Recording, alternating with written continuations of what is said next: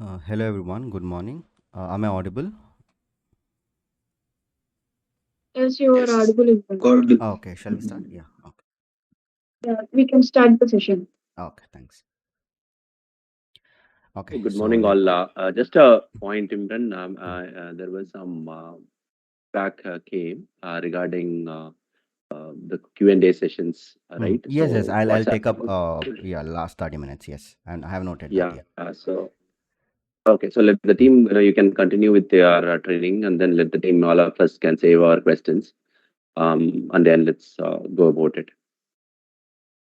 Okay. Right. The other option, right, Imran, for any newer tasks, right? So probably what I'm thinking is like we did in our previous training, even in the first time, if we can do that in one of the participant screen shared mode, right? So that will be easier as well. Yes, So sure, because sure. sometimes, right, since you were doing it fast, so Sure, sure. probably, since you Sure, have sure, done I it will. already, you'll be much faster. But if somebody newer done it, so we know Sure, every sure. settings, right? So Yes, probably okay, we'll okay. follow this style. So that's Okay, all, Imran. okay. Yeah, okay, okay. Thank you. Yes, in the last session, even I told regarding AWS, like, how many have AWS account? Just type S so that I'll get to know how many participants have.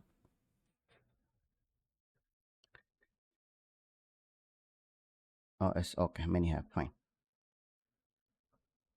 Okay, so we'll start. Okay, first we'll see some of the theory aspects. Okay, let me share my screen, and yeah, so I'm sharing my screen. So in today's session, so we like I have divided like almost like we have 20 plus topics which is left. Okay, so in today's session we'll be starting with the naming conventions. Okay, so naming conventions, then we'll see the demo for the naming convention. Okay, then we'll see the release phases, because the Fivetran releases their connectors in the different phases. Okay, so we'll see what are the different phases they release. uh, so far we have seen only the Google Drive connector, right? In today's session, we'll see the Google Sheets, okay, and the AWS. Okay, the people who don't have AWS, they can do it in the Google Sheets. Okay, so they can copy the same data set, whatever we're doing in the SQL Server. So same thing they can implement either in Google Sheets or Google Drive. Okay, so same thing, but the connector is different. Okay, so once the release phases is done, so we will see the setup for the Google Sheets. I'll be sharing the data sets for that. Okay, you can upload that in the Google Sheets. Okay, I'll see how to make the connections, and then we'll see the difference of the schemas, like how it basically looks in the Google Drive, Google Sheets, as well as SQL Server, right? For the SQL Server, we'll be using AWS RDS, right? So we'll create a server in AWS, and using SQL Server Management Studio, we'll try to connect with that. And who don't have SQL Server Management Studio, okay, they can install it. I'll share the link. Okay, they can keep it ready for that. Okay, so then we'll see how to move the data, how to do, we'll load some of the data in the SQL Server, and we'll try to do the initial sync. And when the initial sync is done, we'll see about the incremental data movement also. Okay, so we have two types of incremental modes. Okay, like soft, delete, and history. Okay, so we'll see like how it basically works for the SQL Server in Fivetran. Okay, so this is what today's agenda is. Okay, so this is what the list of topics I have planned to cover today. Fine. For regarding the SQL Server Management Studio, just confirm, anyone have already have you people have SQL Server Management Studio? Do you want me to send the link? Okay, anyways, I'll share the link. Okay, can download this SQL Server 2019 or 2018. You just keep it ready. Okay, if you don't have. Yeah, so from here you can just download it. Okay, just simple installation process, just you need to do next. Okay, so which will basically help us to connect with the SQL Server which we have hosted in AWS, right? uh, I'll just copy this, and I'm just sharing this in chat. Who doesn't have, they can just download this. Okay, anyways. Okay, so we'll start with the naming conventions. Okay, so here in the previous session, we have seen the different connect. These are the two different connectors, right? So destination connectors, we have Google Drive and the GCP managed, right, from the Fivetran. and this is the destinations, and in the connectors we have seen the Google Drive, only the Google Drive we have seen, right? And inside the Google Drive, okay, so when I open and see the setup, for almost on all the selector in all the uh, connectors, okay, so there is only there is one common thing, okay, that is a schema, okay, the schema name and the table names, okay. We'll provide only the schema name. For example, here we are giving the destination schema name, okay. So whatever the schema name we provide, okay, there is certain conventions which they follow in the Fivetran, okay. So even in the table name, assume like you have some different characters, or you are using some special characters, you are using alphanumeric, okay, and you have a combination of small character, small and the capital, right? So assume like you have a different set of naming conventions in the tables as well as the schemas, okay. So let's see how the Fivetran will handle that. So this is what the first we're gonna discuss. Fine. So this is what the schema name, right? So far we have discussed only Google Drive. So in the Google Drive, the schema name whichever we have given, and going forward, whatever the schema name gonna set, okay, so we'll follow the same naming convention, okay, in the setup. So here you can see this was the schema name we have given, right? So Google Drive, okay. So by default, okay, so by default in all the connectors, so it takes the connector name itself as a schema name, okay. So by default. So here we have certain naming conventions, okay, so let's discuss that. So first we'll discuss for the table and the column name, okay. So whatever the table names we have in our destination and the column names, so how it basically what are the conventions they follow, okay. So this is important, okay. So here first, so it translates all the non-ASCII characters to the ASCII characters, okay. So it supports, like for example, these are Han, okay, Arabic, okay. So whatever, assume like we have a column names with these characters, it basically converts into ASCII characters. Then any character that is not a letter, a digit, or a underscore to underscore, okay, space is considered as character, okay. So we'll see a demo for that, okay, so that you'll easily understand it, okay. Here basically I'll show you one example, okay. So here what they're doing is, in simple, if I want to say, if you have a double underscores, okay, so it will convert to a single underscore. And if you are changing from small letter to a capital letter, for example, if you have A and this A as a table name, okay, so basically it will add an automatically space to it, okay. So here for example, this is the first convention what they follow. So if you have a non-ASCII characters, it will change to ASCII characters, and it will convert any character that is not a letter, a digit, or a underscore to underscore, okay. And the space is considered as what? A character, okay. That is so basically it will convert to an underscore. So if it is not a letter or a digit or a underscore to underscore, okay. So if you have a dollar symbol, it basically converts that to underscore. If it is not a digit or a letter, it will convert to underscore. Fine. Then next, it divides it divide alphanumeric strings to a containing letters and the numbers into multiple words and the number joined with underscores. So what does this mean is, so if this is one of the examples. So here we have, assume this is one, so it basically add the underscores to it, okay. So A underscore, capital A underscore, and 1, okay. So if you have what, an alphanumeric string containing letters and the numbers, okay, into multiple words, okay, assume you have a multiple words and the numbers joined with an underscores, okay. And next convention is, if you have a combination of both capital and small, okay, always it will convert to a what, a small letter, okay. So always it is convert to an a small letter. So here we have one example, just a second. Yeah, so always convert in small letter, okay. So by default, okay, it converts in small letter. We'll see that some of the examples, okay. And convert multiple underscore, single underscore, okay. So here converting multiple underscores or single underscore, assume like in your tables or columns, if you have multiple underscores, it will convert to just a single underscore. And convert all uppercase to lowercase, okay. And prepend names that start with an underscore, okay. So we'll see with this with an example, okay. So just these are the naming conventions. Always you can refer in documentation, okay. So if you are stuck, if you have some naming convention which has been changed by the Fivetran, so always you can just refer it because it again so this is the universal across all the connectors, okay. So we'll see a demo for that. We'll understand better. Fine. So let me clear this and show some of the examples, so how it basically working, okay. So here first, this is the source name. So here they have given a my name. So whatever the capital we have, right, so it will convert to a small, that's my name underscore a name, okay. Same, it will remain same. The only thing is changing is a capital letters converted into small because of the naming convention, Fine. So next we have again a capital, and we have a space is considered as a character, and if it is a not a digit or letter, the second point, right? So it will convert an underscore. Okay, this is what it will be replicated in the destination under the table name or column name. Okay. Next, so if we have a change in the characters, right? So from small to capital or capital to small. Okay, so it will add an underscore to it. Okay, so just to divide. Okay, this is what it has it. This is one of the naming convention. So if you have more than two, okay, so if you have more than two, starting from that, it will it assume, so here we have only one, right? So small changing from small to capital, but it is changing from small to capital, but the capital is a continuation sense if it is a more than one. Okay, so more than one, it will consider this an entire single word. Okay, so it will add m underscore and this. Okay, so this is one of the naming conventions. So I'm giving with an example, so if you have any doubts, you can just make a note of it. At the end I'll ask, you can clear the doubts.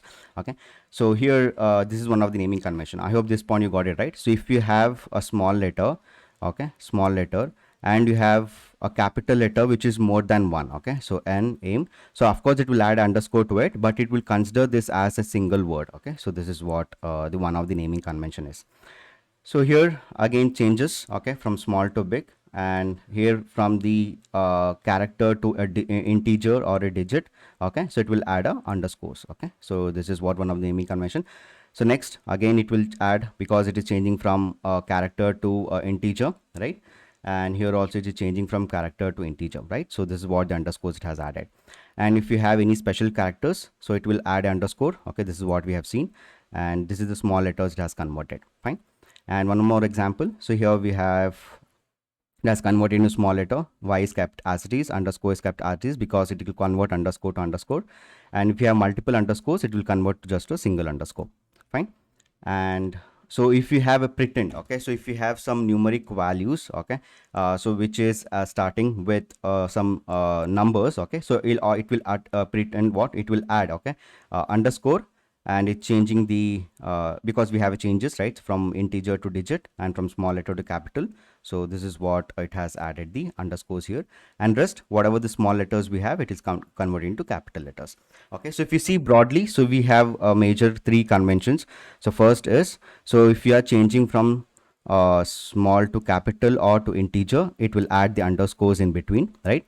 If you have multiple underscores, it will convert to single underscore, or if you have a non integer or a character, it will convert always to underscore, right? And the next important thing is this: if you have more than two capitals, right, continuation, it will separate using underscore, and it will next characters will consider as a single word. So this is what the major conventions they follow for the tables, okay, as well as column names. Okay, we'll see, we'll try to upload one data in the Google Drive and try to replicate that in our destination. We'll see how we'll copy the same column names here. Okay, I have added the same column names, but it is similar to the tables. Okay, if you create some tables with these names, so in the destination, this is what the naming convention they follow it. Okay, so yeah, so this is what about the naming conventions. So let me show you one simple example. So let me clear this. Yeah, this is for the schema. Our schema also, it remains same. It will convert all the non-ASCII characters to the ASCII, and convert any character that is not digit, letter, digit, or underscore, just to, it will convert to an underscore. Fine. And space is considered special character, and convert all uppercase to lowercase. Okay, and pretend name starts with a number with an underscore. If there is a number starting with, if there is a number, okay, where the column is starting with the number, it will pretend what underscore to it. Okay, so also this is the same ruling set for the schema also. Okay, so here is an example, it's the same thing. Okay, so now let's see a demo for that. In the drive, I have added a data set. So yes, so the drive link which I have already shared in the day one, right? So you can just open that. In the data sets, I have uploaded this table and the column. Okay, just download that.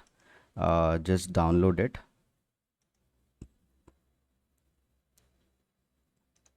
Okay, I'll share this drive link once again. Okay, and share it in chat. And any one participant, they can just type S, so that I'll allow them to share the screen and start connecting this Google Sheets. Okay, Google Sheets is very simple. Anyone, Just type S. You can just start share anyone.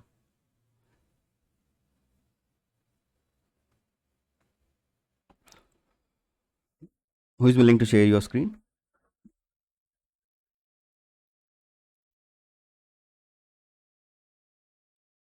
Shake or Rafi? Yeah, yes, you can share it.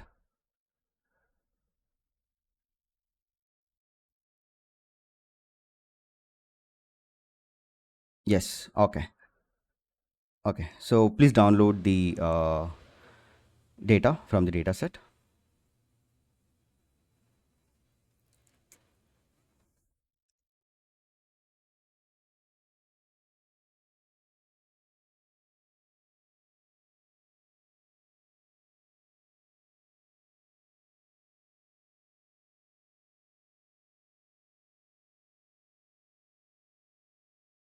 Yes. Open it first. Open it.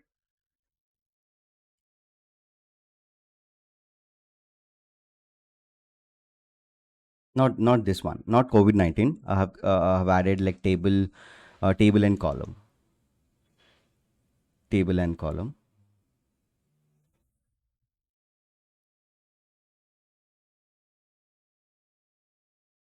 Unmute it. Unmute first. Yeah. So yeah. So right. So there. Yes. Download this.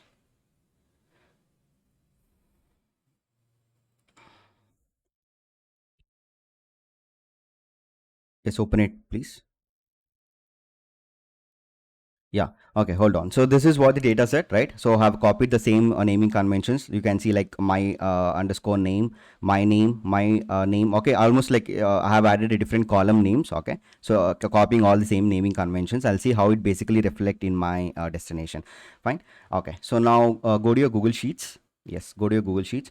Uh, Yes, you can stop share. I'll show this one connection. Okay. So if any participants wanted to show me once again, so what I'll do, I'll allow the participant to share their screen and do it once again. Okay. So that will have one more revision for the upconnect. Okay.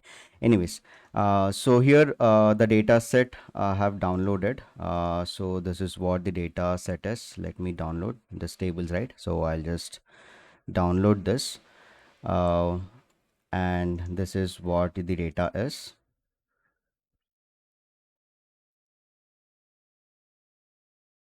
Yeah, this is what the data is. Okay, I have copied the same naming conventions even in this slide. You can see. So this is the same naming conventions I've copied. The source name. Okay, I have kept all the column names the same names. Okay, so this is what the same names we have. Okay, so now we have let's make the Google Sheets connect. Okay, so this will be my source and destination. Anyways, we have set up right the snowflake, right? So I'll go to connectors. Okay, so how to add a new connector? So let me add a connector, and before adding connector, let's see the destination, right? So this is what our destination is, snowflake, which we have configured. And if you, so this is the database, Fivetran database, and this is the user. And let me go to my snowflake and show you that also. Okay, so this is what last time we have configured, right? So yes, Fivetran database, right? Inside the Fivetran database, so we have only one Google Drive, and this is what the tables we have loaded, like COVID-19, right? So this is what our destination is.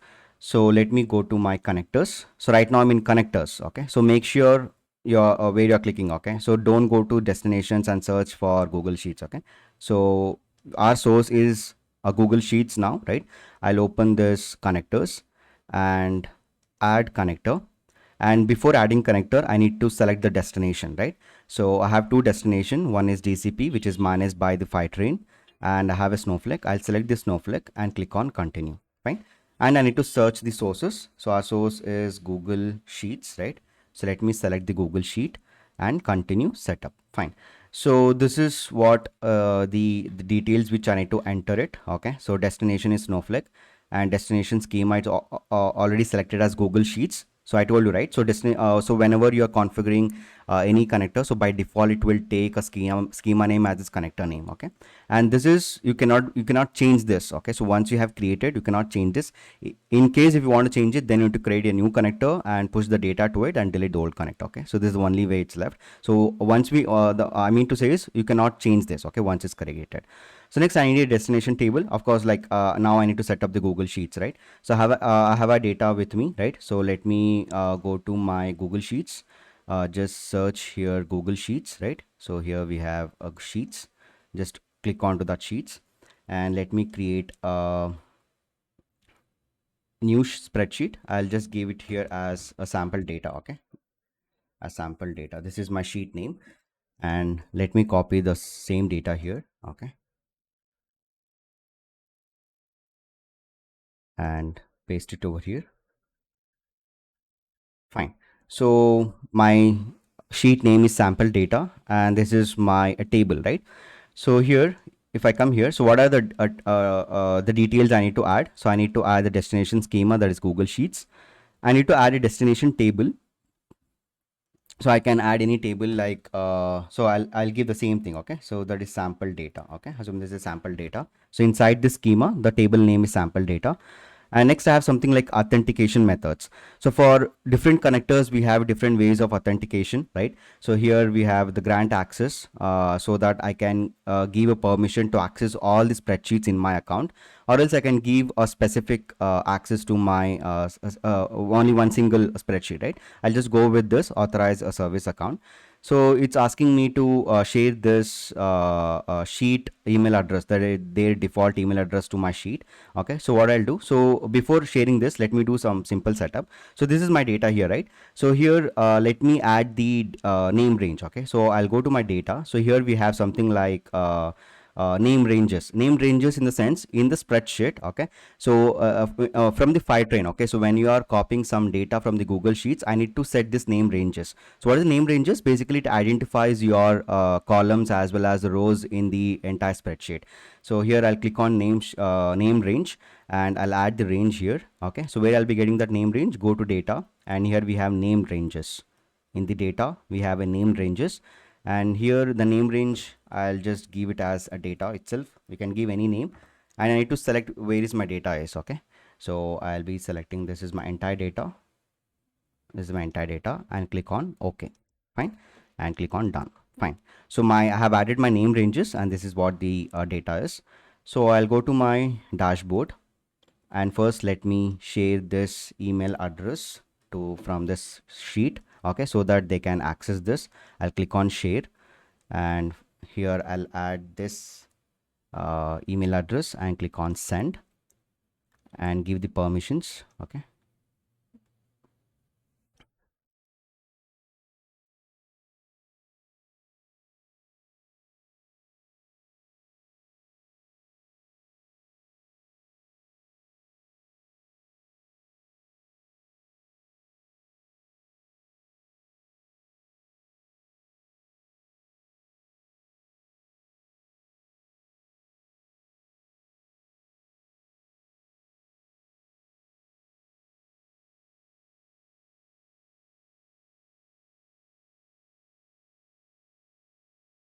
right, I'm not able to share it.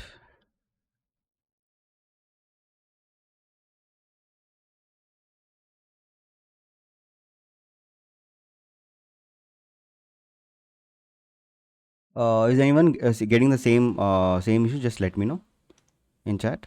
Are you people getting the same thing?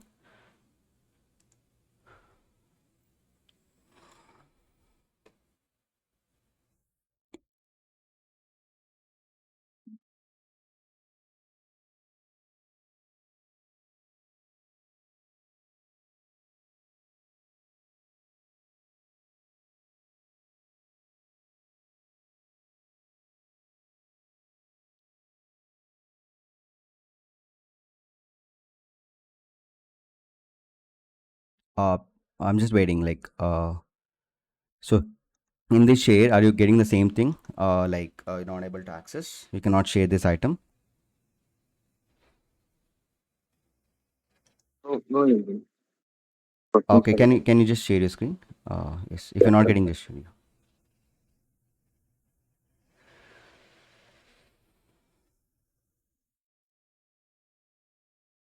yes. Okay, so copy this, yeah, and go to share. Yes, add. You have added, right? Okay, done, fine. Okay, done. Okay, so now go to your dashboard. Go to your dashboard. Okay, so please see the steps here. Okay, go dashboard, and you need to enter the sheet URL. Okay, have you added the name range? Yes, you have you added the name range? Okay, data, name range. Just click on name range. Yes, Sir, salary. yes. Go to data, name range. Yes, okay. Now go to your dashboard. Okay, copy the above sheet link. Yeah, URL like, yeah, this one. Enter one. Okay. So this is what the sheet link you need to copy. Yeah, just copy that, and yeah, enter sheet URL and find sheet. Click on find sheet. Yeah, scroll down. Yes, it will ask the name range, or we have set the name range, and same range is data. Yes, and save and test. Click on save and test. Yes, so it will find the sheet as well as it will verify the name range, whatever we have set, and click on continue and do the initial sync. Yeah, click on continue. And from here, it's the same step for all the connectors, right? So even for the Google Drive, we have done setup. Okay. So here, sync all the data. Okay. So yes, click on sync all data. Continue. Yes. So whatever the data, yes, start the initial sync. Okay. So now the whatever the column names we have added, right? So you can just check that in the destination. It will follow the same naming conventions, whatever I have just told you, right? So it will follow same naming convention, and you can just verify from this. Fine. So this is what the Google Sheets connector is. Very simple. Okay. So hardly it will take 2 or 3 minutes just to set up the Google Sheets. Okay. And yes, you can use either Google Sheets or Google Drive if you don't have like AWS account. So that so whatever the tables or data I'll be creating it, right? So you can just similarly take some sample data and follow the same steps to see like different process. Fine. Yeah, so this is about the Google Sheets, and type S, okay, if you are good, so that I can proceed, or if any other want to share their screen and show me, like show that I can share, show you like once again how to do the setup. Type S or no, okay. Yes, participants, S. If it is S, I'll proceed. I'll show you that in the in my system. I'll just show it in a different account. Type S if you are good. Yes, so we're getting duplicated records. Okay, open that. We are getting a duplicated records because it has so the same names, right? So we have the same names. For that reason, it's showing we have the same column names. So this my name and my underscore name, it has been same names. For that reason, we are getting a duplicated records. And in the destination, it has just created a one column. You can just verify that. Now go to your Snowflake. Go to your Snowflake. Yes, and verify it. Yeah, just go to Snowflake. Snowflake account, yes. Under the Fivetran database, just refresh it and check. Yes, what are the name you have given for the, yes, refresh and expand the, yes. So here we have you given Google Drive? Like, what is the schema name? So this is the Google Drive. What is the schema name? I think this Fivetran upon staging, is this, or? Sample data. Okay. Just refresh it once again. Okay. So sometimes it will take a few minutes. Will not get instantly. Okay. You can just check it. Fine. Yes, type S if you're good. Or anyone want to share the screen for the same setup? Yeah, yes, Imran. Yeah. Shall I share my screen? Yes, yes. Do it fast. Yeah. Okay. I am showing once again. Please say this. Okay. Okay. So here, just scroll down. Okay. So here, so destination is Snowflake. Okay. We are done correctly. Okay. Go to your Google Sheets first. You have copied the data in the Google Sheets, right? Yeah. Go to your Google Sheets.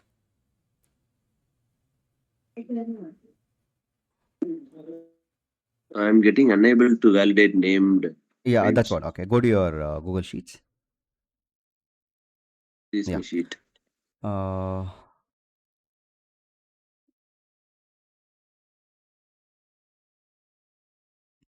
The 18. Okay. Just delete that data. Delete it. Okay. Which link you copied? Okay, for the verification. Above link, right? Yeah. Yes, yes. Okay. Anyways, just hover onto the data. Hover onto the data part. This one, On right? the right hand side, we have a data, right? Just hover onto that. Okay. Below you have data, right? Yeah. Just click on that edit icon. Yeah. So here, sheet one. Okay. Just you have 4 boxes, right? Just select that. below, or like sheet one. Yes, yeah. So here you have like some boxes, right? Select that. Okay. Okay. So now, yeah, select the entire along with the column names. Okay. Select it. Okay. Now click OK. Done. Yes. Now try once again. Copy the sheet link.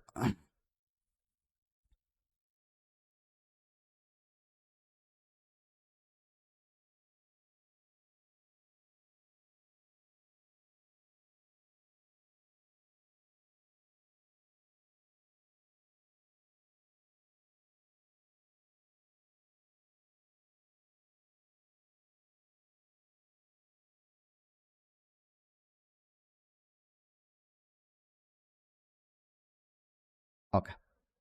Okay, great. Thanks. Fine. Thanks. Okay. Okay. Let me share my screen.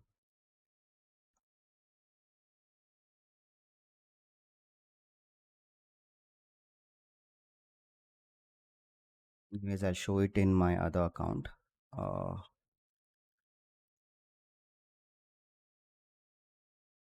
Okay, so once you do this sync, right? So this is how it basically looks in the destination.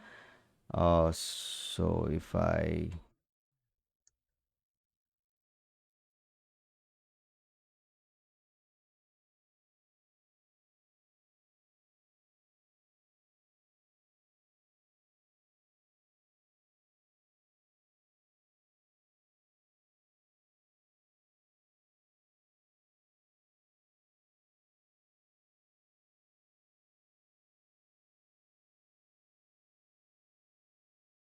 just a second.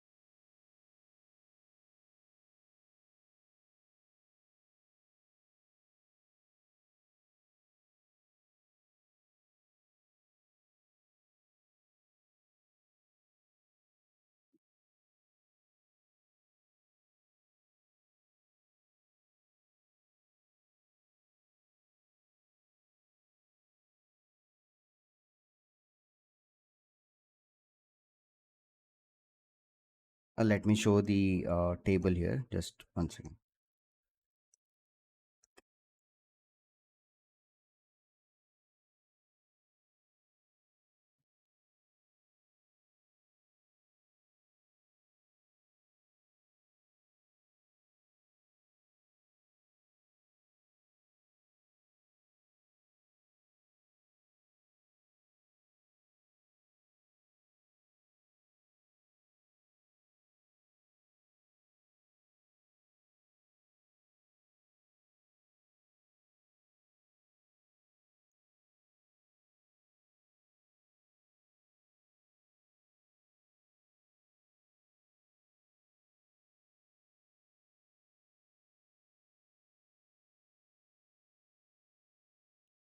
I don't know why it's not able to share it. Let me do it once again.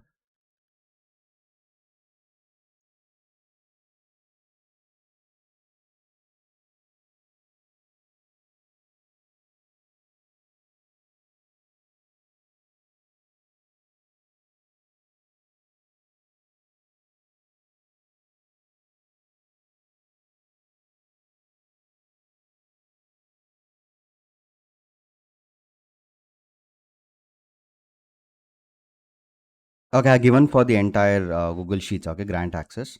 Okay, let me copy this. Let's see. Control C and Control V, and the name range is data. So save and test.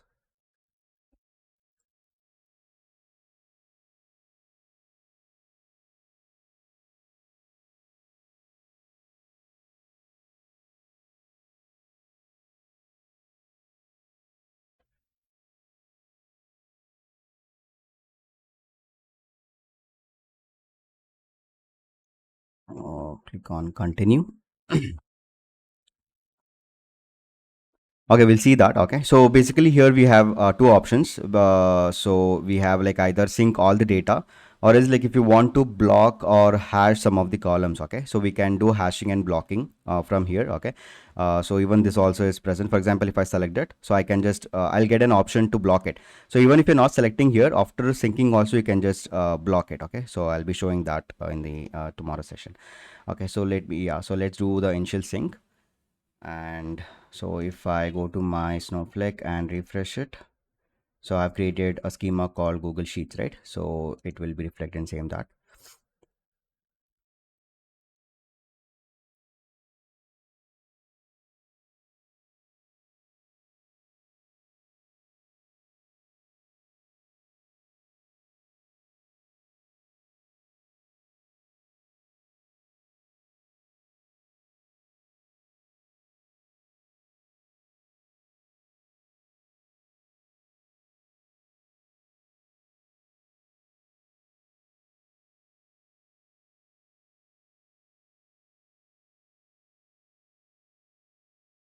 Yeah, Google Sheets, tables, sample data, right? So let me add it here.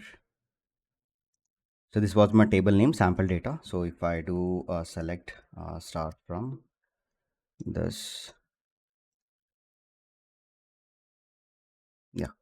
So here, if you compare it, okay, so whatever the table, the column names we have given, so everything has been set as per this slide. Okay, so whatever this slide I have shown you, like it has converted to this. Okay, for example, we had this, right?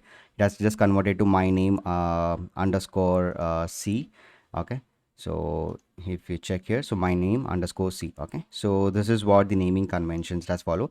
And by default it will convert everything to a small, but Snowflake has this destination has converted everything to a caps, but internally the Fivetran is what the naming convention they follow. Okay, so here this is what you can see. Okay, so if I just want it, this is what the naming conventions. Fine, so this is very simple. Okay, just remember, so whenever you're moving your tables, column names or schemas, okay, so this is what the naming convention you need to follow it. Okay, in case if it is changing, this is what the naming convention is. So next we have release phases. So release phases is just to remember. Okay, so what are the different phases they have in the Fivetran. Okay, so they have the private preview. Okay, so you may have seen like in some of the connectors as beta, right? So we have like beta. Okay, we have generally available. So generally available is basically it's available, so where you can configure like it's like stable connector, right? Then we have sunset. Okay, first we have a private preview. Okay, so private preview is it's just for the small group of customers. Okay, where they check they verify the functionalities. Okay, so if they are coming across some errors or issues, okay, so they fix that, and and in this phase, okay, in the private phase, and they cannot guarantee the quick resolution. So if you see a private phase, it's better to avoid that particular connector, right? So it's in the private preview. Next you will see a beta. Okay, so beta is basically they release for the broader audience, right? And in the Snowflake sources, okay, so you have seen the beta, right? So even you can use a Snowflake as a source also. Okay, right now it's in the beta stage, right? So this is what the next level is. So here in beta stage, basically the goal is to set more edge cases, and they whatever the issues you come across in this particular phase, okay, so they'll address it as soon as possible. Okay, this is what the beta stage is. Then next is general available. So here it's a stable version of the connector, right? So here we don't have any issues. Next we have a sunset. So sunset is basically if they are removing that particular connector, okay, that they have that they have better solution for that. So just remove that connector and try to add a more advanced or better connector for that particular solution, right? So this is what the sunset. So remember, so these are the four different phases we have: private preview, beta, generally available, and sunset. So you can just verify that. So if you get into any of the connectors here, right, So here either you'll be seeing any one of the options here. Okay, generally you'll see a beta, generally available, they'll not highlight it. Okay, so directly you can use it. But if, for example, if you have some beta, right, so if you check it in the dashboard, and if you want to add the connector here, right, so if you assume like yes, I'll add it here, and let me select any one of it, and let me search for Snowflake, right? You can see this is the beta, right? So recently they have added the light also. Okay, so they have just focused on some specific use cases, light weighted connectors, right? So this is the upgraded one. Okay, so where they have added one more phase called light. Okay, so either beta or generally available or private preview. There are some so for example, the connectors which they are just still doing some of the research on certain connectors. Okay, so they'll just highlight it as a private preview. Okay, so you can't use those connectors. You can use general available or a beta. Fine, so this is what the different release phases we have. Okay, so now we'll try to do the setup for the SQL Server. Okay, so this is what the requirement for the majorly in training, right? So I'll go for now. I hope you are familiar with the connectors, right? So if you want to connect with the Google Sheets or Google Drive, or any other connector, so you need to just click onto the connector and fill whatever the details they're asking and do the initial sync, and it will be the data will be replicated in the destination. This is what the simple process we have seen so far. And so how basically it behaves in the destination, what are the different columns it add. Okay, so if you're adding the new columns, if you're deleting it, if you're updating it. Okay, so whether it follow the slowly changing dimensions. Okay, so we'll see all that in the SQL Server thing. Okay, so I'm just opening my AWS account. Okay, so you can start your AWS, just open your Imran? AWS account. Yes. Yeah, I have one question. Like, Hmm. we loaded from Google Sheet to Snowflake, right? Hmm. So, where we can see the logs, like where we can debug it. Logs, you want to see your logs? Yes, yes. Logs. Okay, so I'll show you. I have not yet covered, but anyways, I'll show you that. So if you go to these Fivetran, right? So yeah. So one way is you can open your connector. For example, this is my Google Sheets, right? And in the log section, you can check the logs. Okay, this is where one of the place. Okay, and yes, so here you can just check all the logs from this, or else we have one more option, that external logging, right? So if I go to destination, and if you want to log everything, right, so to the external logging, so here also you have one more option, so where you can connect your logging service, and you have this one. Okay, so either from the destination, so here this logging is basically will log everything. Okay, so this is the external logging. But if you want to see the logging of the connectors, okay, from the source side, so we can get into that, just select that, and here we have logs, right? So we have already seen it, but here I have not explained it. I'll explain the logs later on. Fine, so here you can check all the logs, whether it's successful and whatever the records it has post. You can see all the details here. Got it? Yeah, and Hmm. whatever the data is written, that will show like at the log level. Sorry, I didn't got it. Yeah, like Hmm. whatever the data got written to Snowflake, Mm-hmm. like how it got read, that we cannot see here. No, no. That so okay. Whatever the records you have posted, if you want to see, no. So that logs is not available. Okay. So in the Python, so we have a different logging levels. Okay. So only these logs you can watch it. And like if you are asking like what are the records it's writing it, so it is writing the table. Okay. So here it will just show me show the logs whether what it's writing. You can see write table to this is a flag for the for this log. Write to table end. So what is the event? Okay. What is the data? And so basically it will give the details of size of the data, and what it is writing, it will not show that. Okay, you can see here we have a copy rows and one of the example, right? So here we have so it just like see create table is one of the label here, then it is copying the rows. You'll just get an highlight of like what actually it's doing in that particular step. Okay, so under the hood, this is what the Fivetran will move the records to the so that logs is not available. Okay, but yeah, so in detail you'll be getting in the external thing. Okay, so you need to configure that in the destination part, like external logging. Okay, so what it's recording, so yeah, this will be extra charges because you will be connecting with some other third party connector, right? So here you'll be getting all the detail, but from the Fivetran side, so this is what the log options you have. Okay, so from the source side. Right? Okay. So will we cover that part also, like external logging? No, external logging will not be covering it. Okay, so external logging is, if, for example, if I want to go to external logging, so here you need to select either AWS CloudWatch. Okay, if you select it, and so just you need to enter the CloudWatch details here. It's like same like a form. Okay, so here this all details you'll be getting from the CloudWatch itself, right? So for example, Google Group will enter, you'll AR in. Okay, so then you'll select the region external and save and test, and whatever the logs is, it's pushed into the this AWS CloudWatch. Okay, from there verified. Okay, so it's nothing to do with here. Just you need to enter the form and start seeing the logs from directly from here. Okay, AWS CloudWatch. Okay. Okay. Thanks, Amy. Okay. Okay. Thanks. Okay, so now I'm into this sign into console. Okay, I'm just getting to this AWS, and please follow the steps. Okay, it's very important. First let me show how the connectors look. Okay, so I'll go to my Fivetran. I'll go to connectors. I'll click on add connector. So I'll select the destination. I'll go with the same Snowflake. Let me select that, and here I need to search for the sources. So I'll give SQL Server. So we have three different types of SQL Server connectors they provide. Like if I SQL Server, we have SQL Server RDS, high volume agent SQL Server. So this is basically for the business critical or enterprise level. So where you will be installing a high volume agent in your on premises. Okay, basically in the source system where you are getting the data. Okay, whenever you are dealing with a huge amount of data, if you want to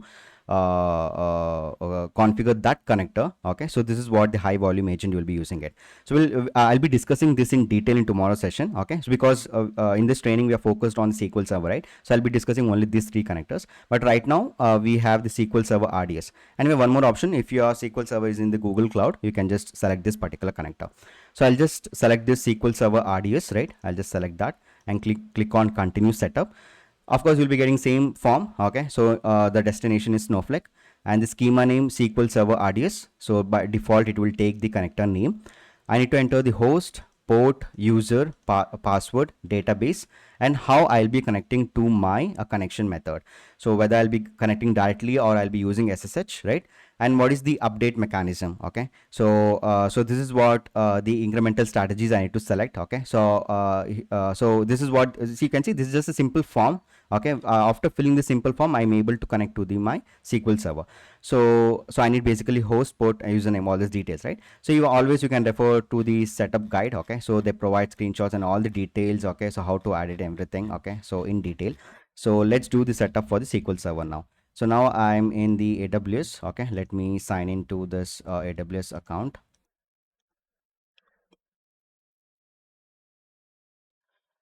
Okay, so here I'll search for RDS. So this is the service, managed relational database service. I'm selecting that.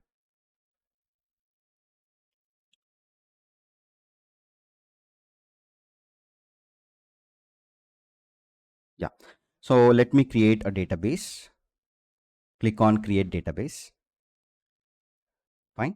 So after clicking on create database, so here we have so this steps is kind of like it's just for the learning. Okay, so if you in your company, you'll be getting all the details of your SQL Server. The only you need to enter the connection details here, because here we are setting up the SQL Server, so you need to follow the same steps to set up, and yeah, and just follow this. Fine.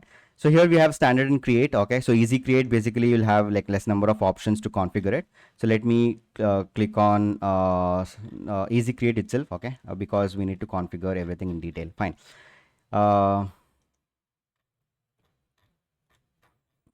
Yeah, standard create. Fine, click on standard create, and here the engine type is basically what it's SQL Server. So let's select that. I'm going slow. Okay, so if anything, you can just unmute it and ask me then and there itself for the connection setup. Fine.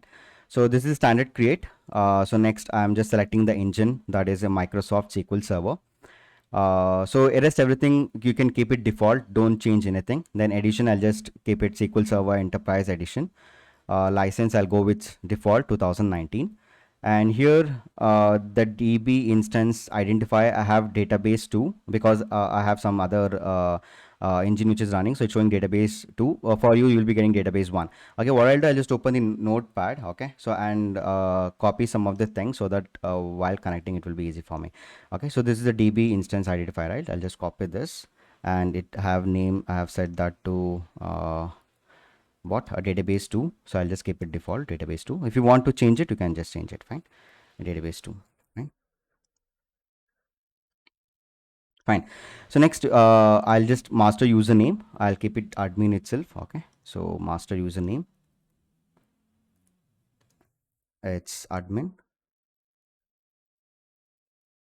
and I need to enter the password. Password I'll enter 1 2 3 4 and A B C D. Okay. And let me confirm 1 2 3 4 A B C D. Just keep the simple password. Password is 1 2 3 4 A B C D. Fine.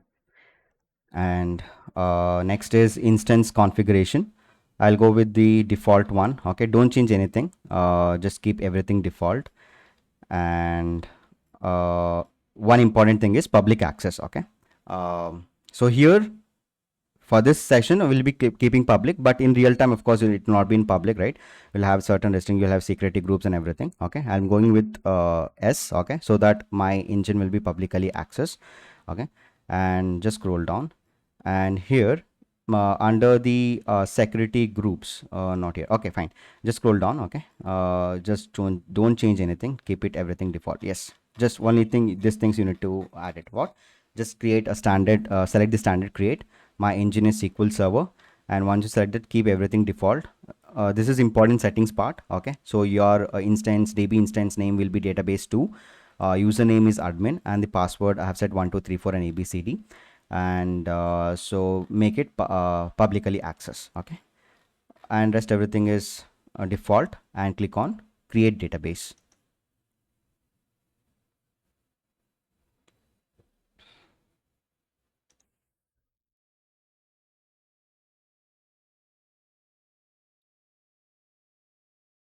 So it is creating. Let me open that database 2.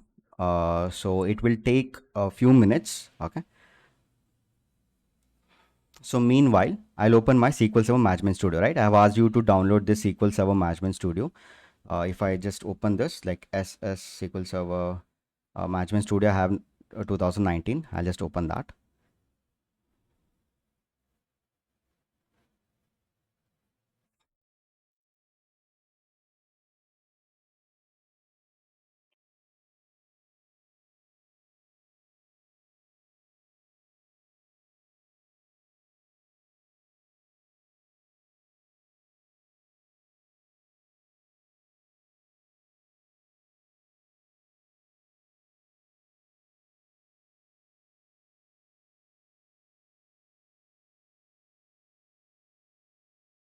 And if you have any doubts, you can ask me in chat, or you can unmute it. Okay, for this setup. Right?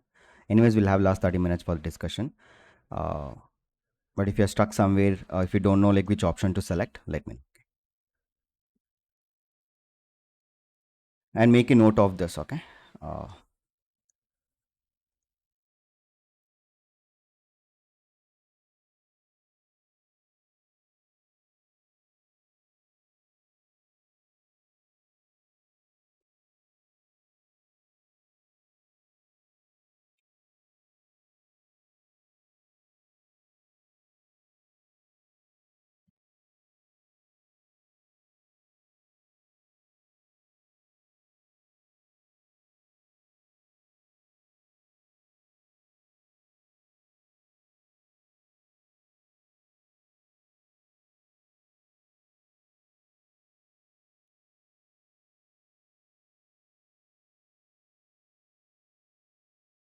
So I should get endpoint as well as port.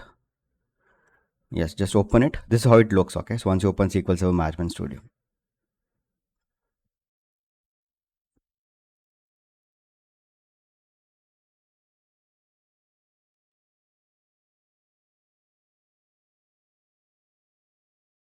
And others can write down these steps. Okay, so how to connect it. So you can just write down the steps, how to connect with the SQL Server. But for the other connectors also, I showed you other connectors, right? So we had SQL Server, just a SQL Server, and we had a SQL Server RDS and Google Cloud SQL Server. So almost you'll have same options like host, you need to enter username, password, and database, same thing. Okay. But in case of high volume agent, right? So they will have different settings and configuration, and even you have like more features like in terms of schema handling. Okay. Because you'll be installing that in your in the source system, right? So in the on premises. Okay. But overall, you'll have this same options like host, port, username, and the password, and which database you want to connect it and everything.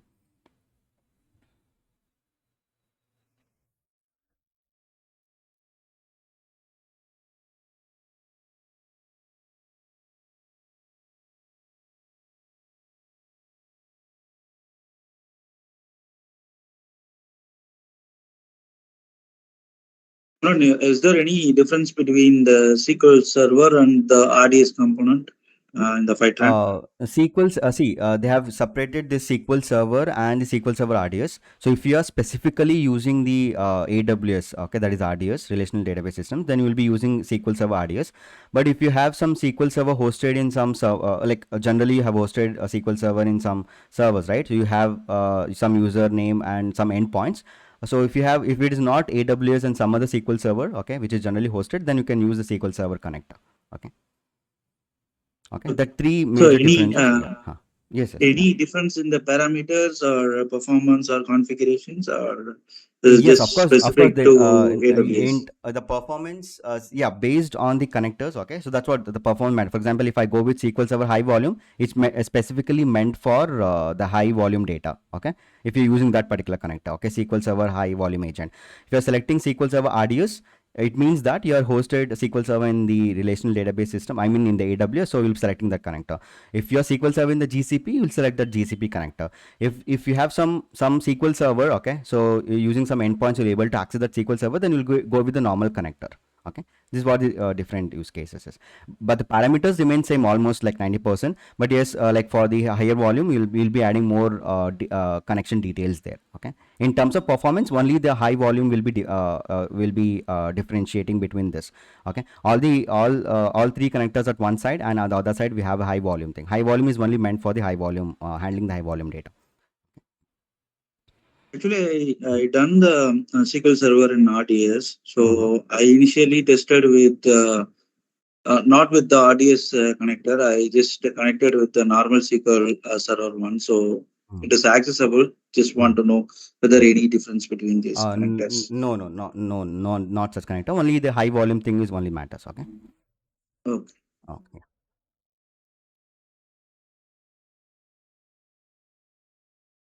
Let me refresh and check.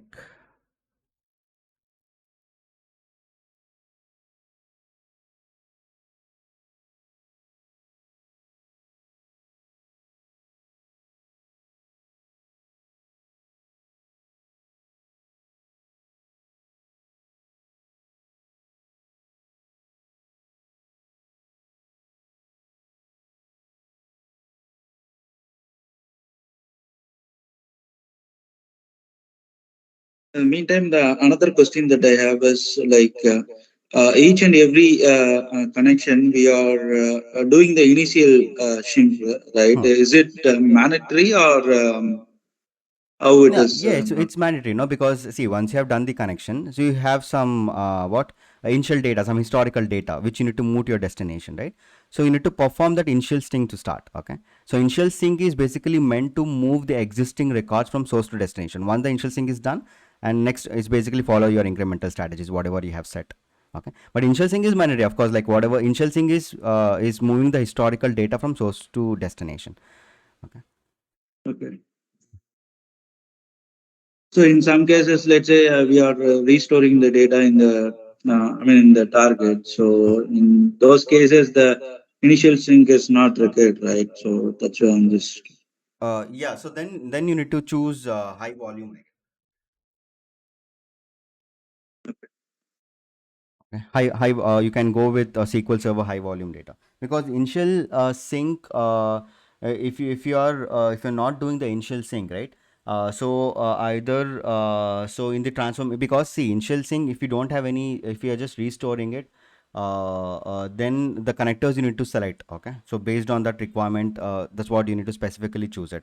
But initial sync is basically meant like the use cases if you have some historical data in the in the source system, and you need to move all those records to destination. Once that's initial sync is done, that historical data syncing is done, then whatever the strategy, like incremental strategy or sync strategy you have, so based on that you will keep on it.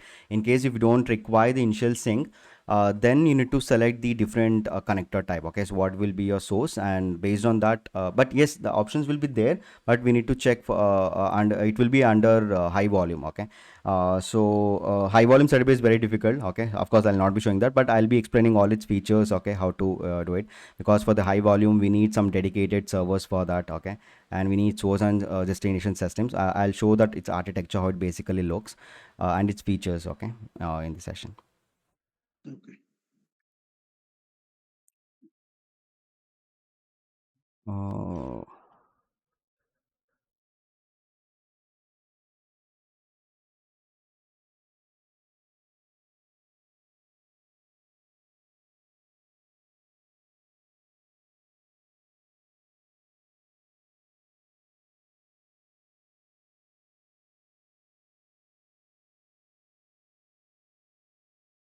uh, how many are doing it? Just type S. Is setup done, or still you are creating it in SQL Server?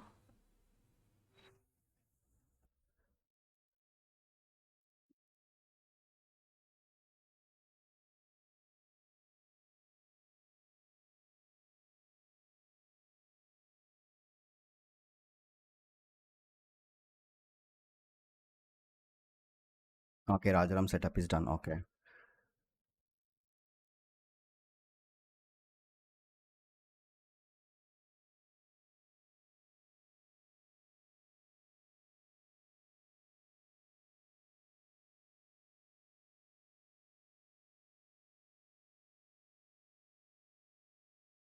Done. Okay. So then I am left with it.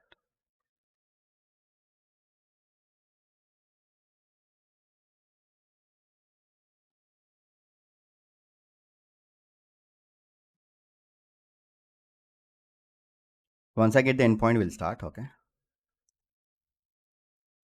So meanwhile, so we can check this parameters here. Okay.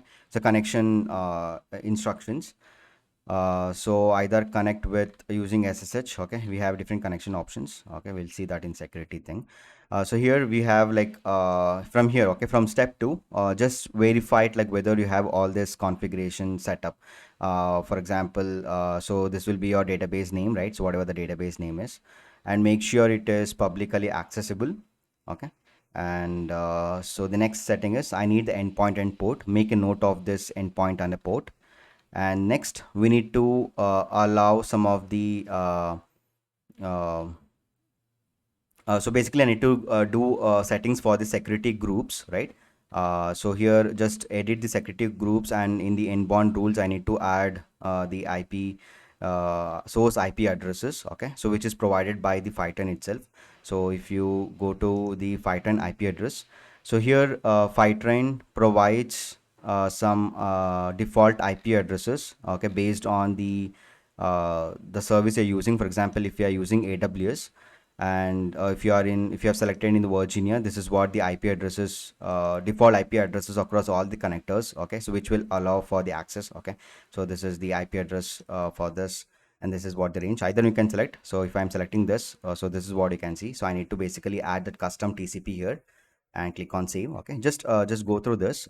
Meanwhile, my safety, this is done. I'll start. I think it's not it.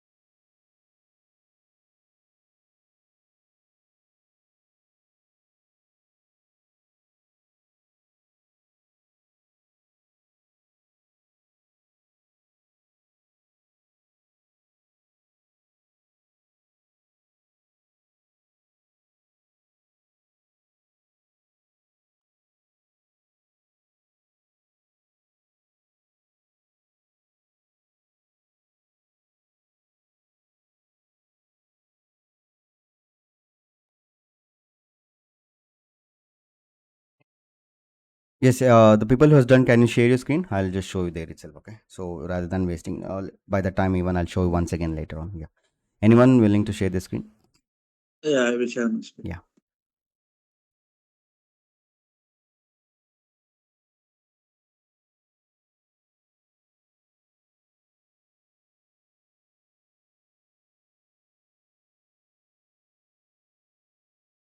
I just done the database setup. Yes. Copy So that this is my endpoint. endpoint. Okay. Yeah, and the port. And yes. Okay. I already connected to the SSMS as well. So Okay. So it got connected, no? Okay. So yeah, try moving.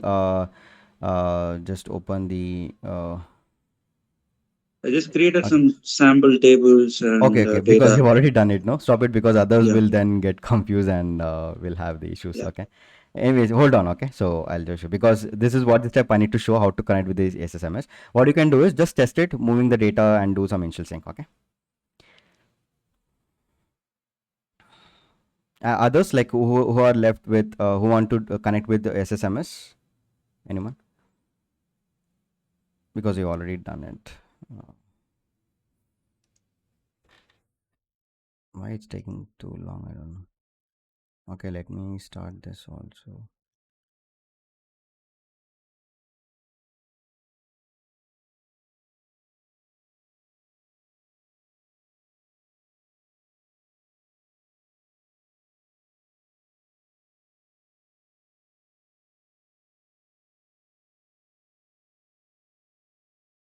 Anyways, let me start. I have one more backup. Okay, so let me open this.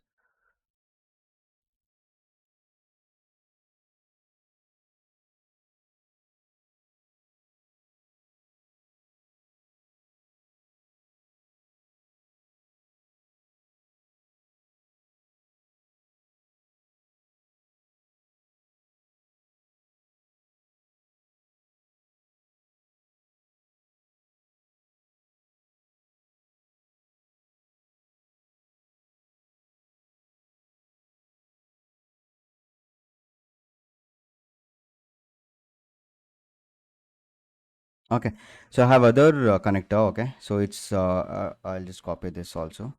It's same thing. Okay, you people can just continue with this. I have kept the same password for this database one, and this is the endpoint. You'll be getting endpoint like this. Okay, click on endpoint, and this is what the endpoint is. Fine, and the port is 1433. Just make a note of the port. Fine, and here we need to make a settings. One is for publicly access, make sure this is S. Okay, and get into your security groups. Okay, in these security groups, uh, so here you need to edit the inbound rule.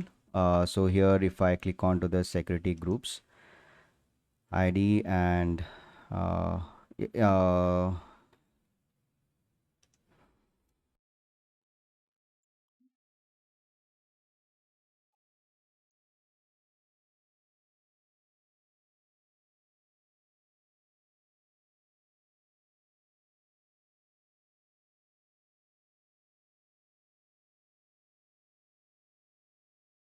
this is,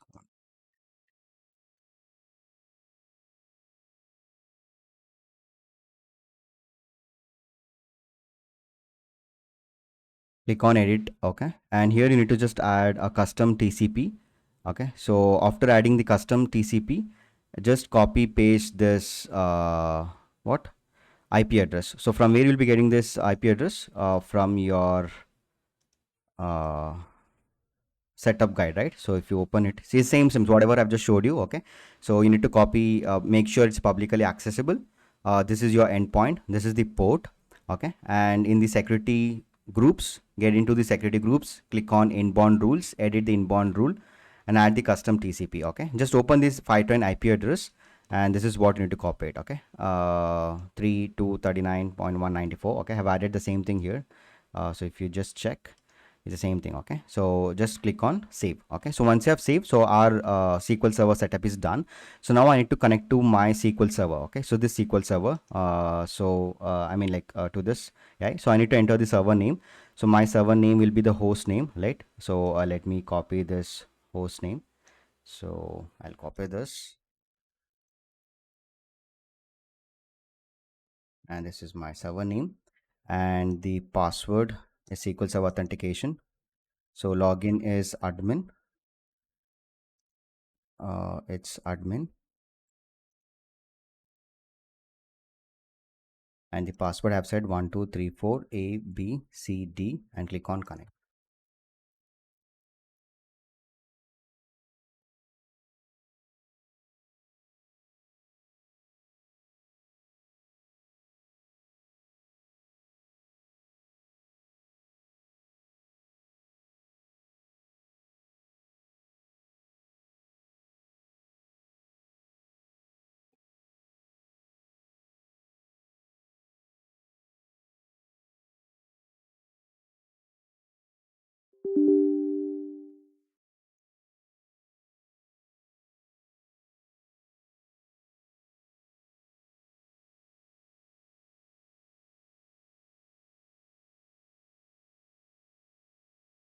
Yeah, still it's starting. Okay, so let's wait. Let me test it once again.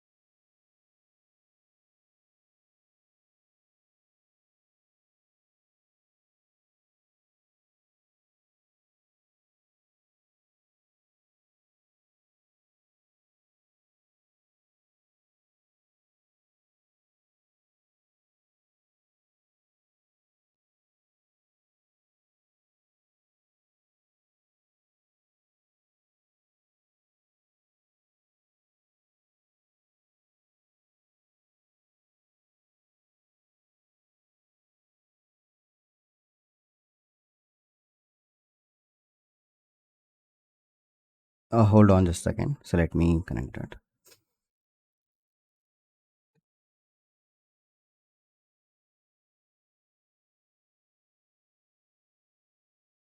Okay, anyone is left? I mean, like, 3 people already setup is done. What about others?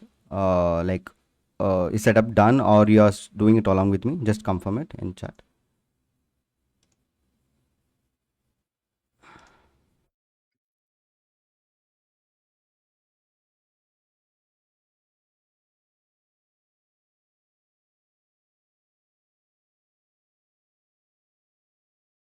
It will take a lot of time to start it. So still it's in starting state. Okay, so let's.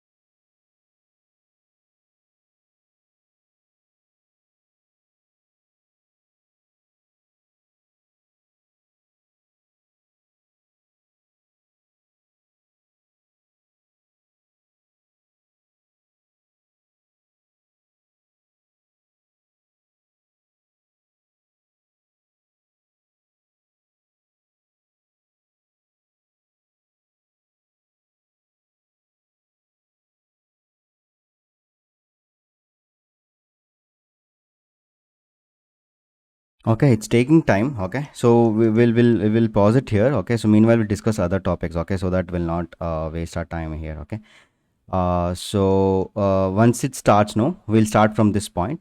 And now what we'll do is we'll discuss its transformations. Okay, so what is transformations? What are the two types of transformations we have in the Fivetran? Okay, I'm just pausing it here. I'll be continuing once this my setup is done. Okay. Okay. So in the so once I'll just get back to my, so I'll just get back here. Okay. So here we have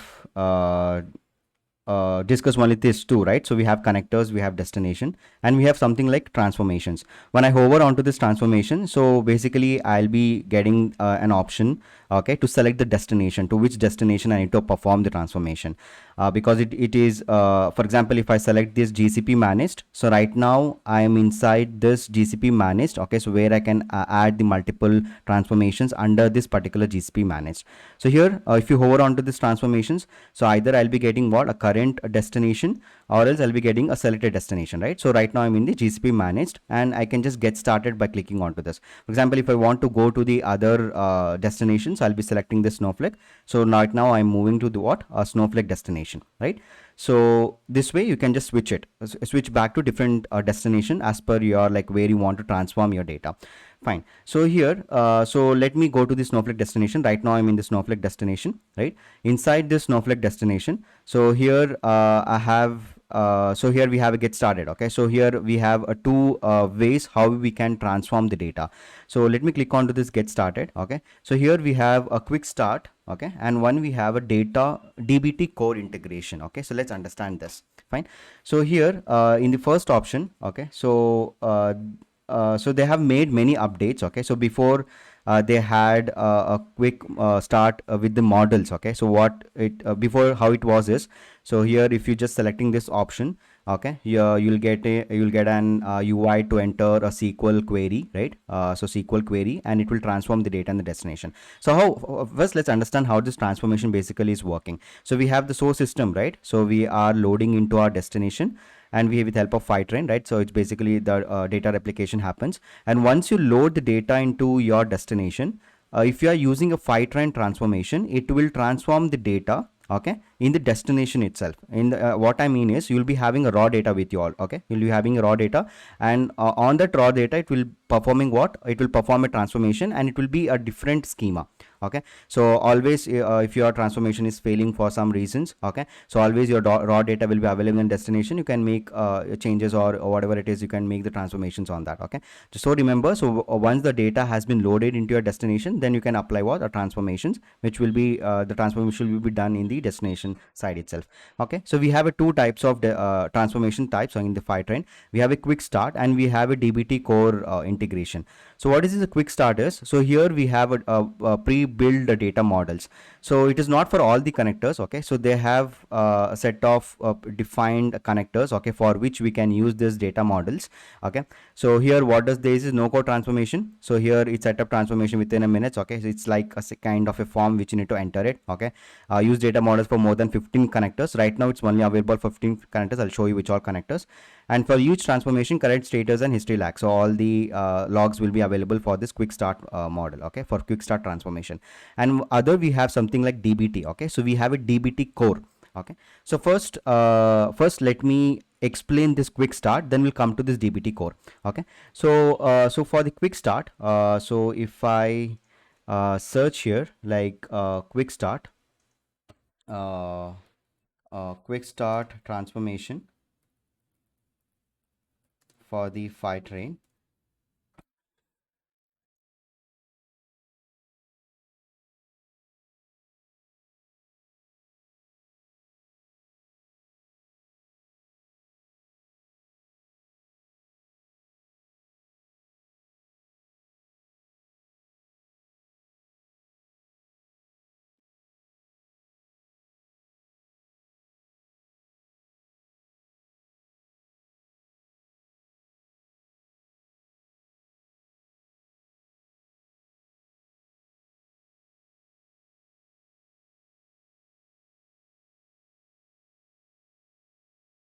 Yeah, so here these are the 15 plus connectors, okay, so which is available for the quick start model like Facebook ads, okay.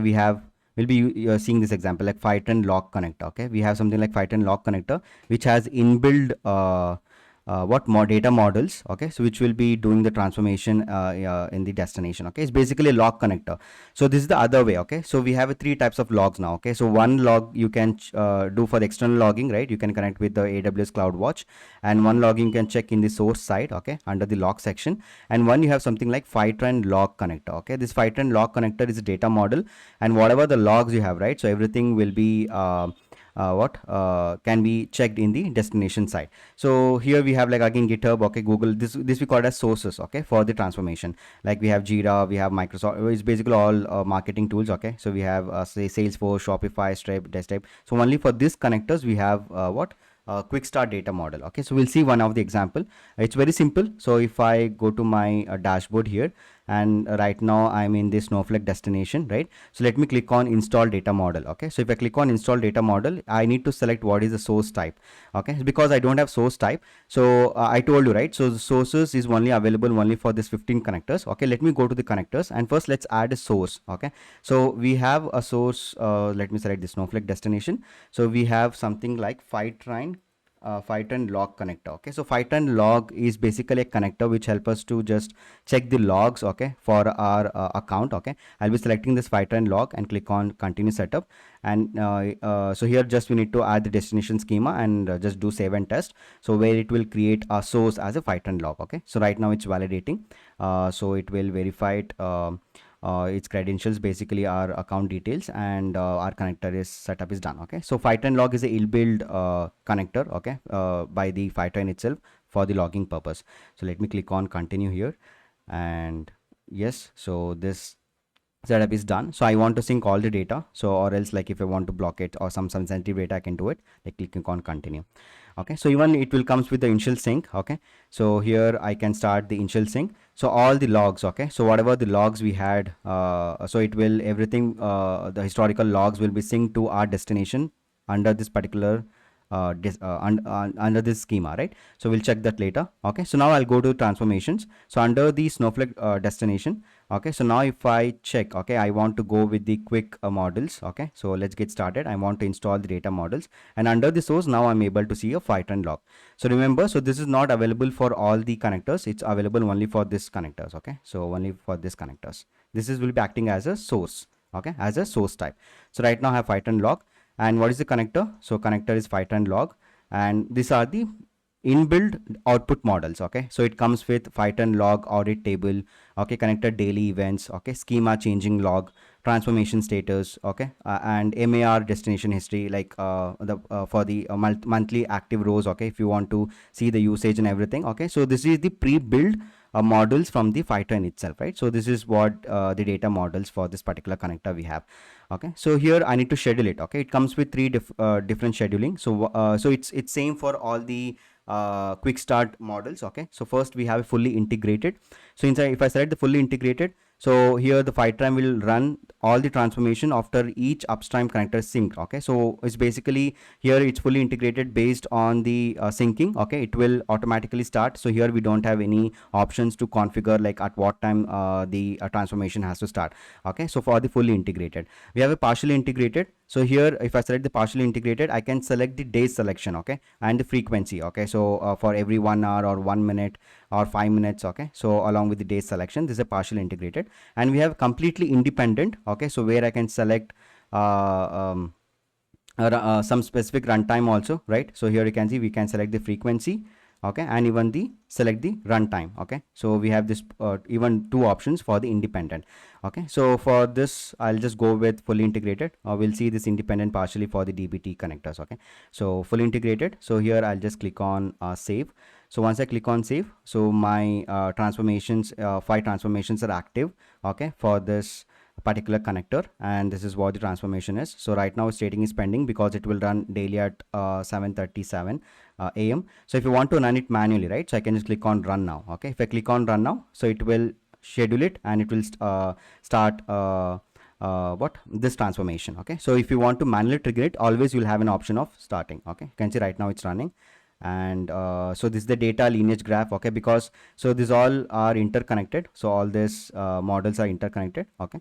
So this is just an example to show the quick start model, okay. If you have any of these connectors, and if you want to have some quick data models which is inbuilt by the Fivetran, okay, so you can just select any minute, okay. For example, we have a Jira also, okay, Salesforce or Stripe, okay. So this is what a quick start data model is, and it's unique to each destination. For example, if right now in Snowflake, right? So if you want to add destination, if you want to add one more transformation, I'll click on add, and right now it is disabled for the DBT, okay. So I can either opt for the DBT or I can go with the quick start. So I can add one more quick start, and what is the source type, right? So what is the source type I want to select, and what is the connector, and what is the output model, again same thing, right? So right now I'm in the Snowflake, okay. If you change to the other destination, so you'll not be able to find any transformation for that particular destination. For example, if I click on get started, I have two options: either I can go with install data model or connect your DBT project, fine. So I'll just switch back to Snowflake, and this is what the data models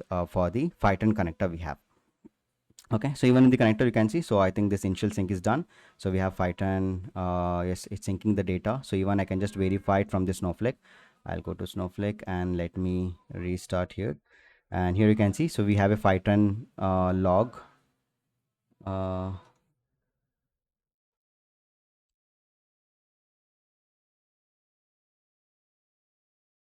Still it's syncing, okay.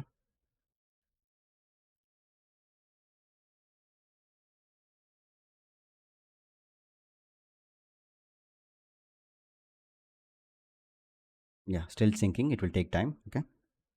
And even under the transformation also, so you can check because we have triggered run now transformation, right? So you can see it's failed. So once it is failed, so because right now it's not at it's in my destination, right? So you can always get into this and check the logs why it is failed, okay, and what is the reasons, okay. So here we have all this settings which is enabled to check like about the failed logs.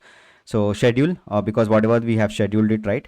So because it's fully integrated, so if you want to select the independent, okay, so you can select the frequency and the runtime, it will be executed. This is what the orchestration provided by the Fivetran, okay. So this is all the connection details when it was created. And so if you want to remove the transformation, you click on remove. For example, if I'll remove it, okay, so I'll remove this transformation. The transformation is removed. So let me remove all the transformations so that I can show for DBT, okay. Remove it. So manually can just delete all the transformations like this, remove. So this is a quick start data models, okay. Delete. Let me select this and remove transformations, fine. So if I go to transformations, Snowflake, right now I don't have anything, so all the transformations got deleted. So if I click on add, so have a quick start, because I opted for the quick start, no. So it sometimes it will so I need to create different destination, okay, for the transformation. So once I select it, so either I should go with the quick start only, okay. So I can add the quick start, and what is the source type, and this one, because I've already configured for the quick start, okay. So if you want to add one more destination, for example, if I just select for the GCP manage, so here I'll have both options. Either I can go with what, a quick start or DBT, because so if I select only once, for example, if I select on the connect your DBT project, it has been configured, okay. So now right now this destination is configured for the DBT, okay. I can't switch back, okay. So here you can just verify it. If I go for Snowflake once again, and if I want to add the transformation, so if I, so right now it's in the beta, right? So if I go to settings, and so let me try to, yes, remove this. I think we can remove it. If I go to my GitHub, yes, yeah, quick start models, so transformations,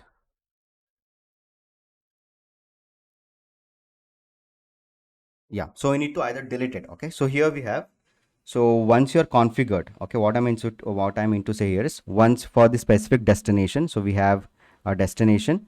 For the destination, so we'll have two options: either a quick start or a DBT, right?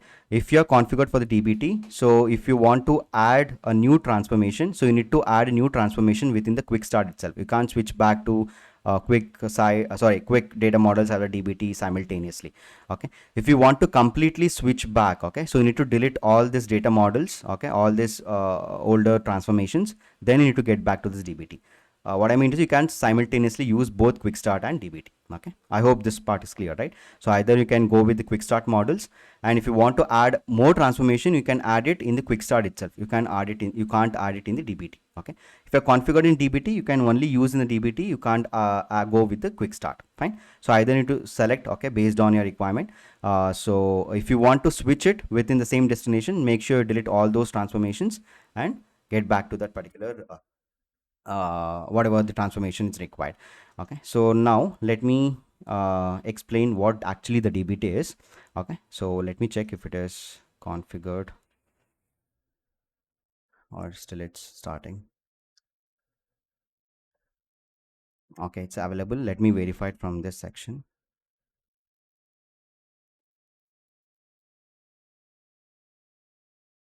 Yeah, it got connected. Okay.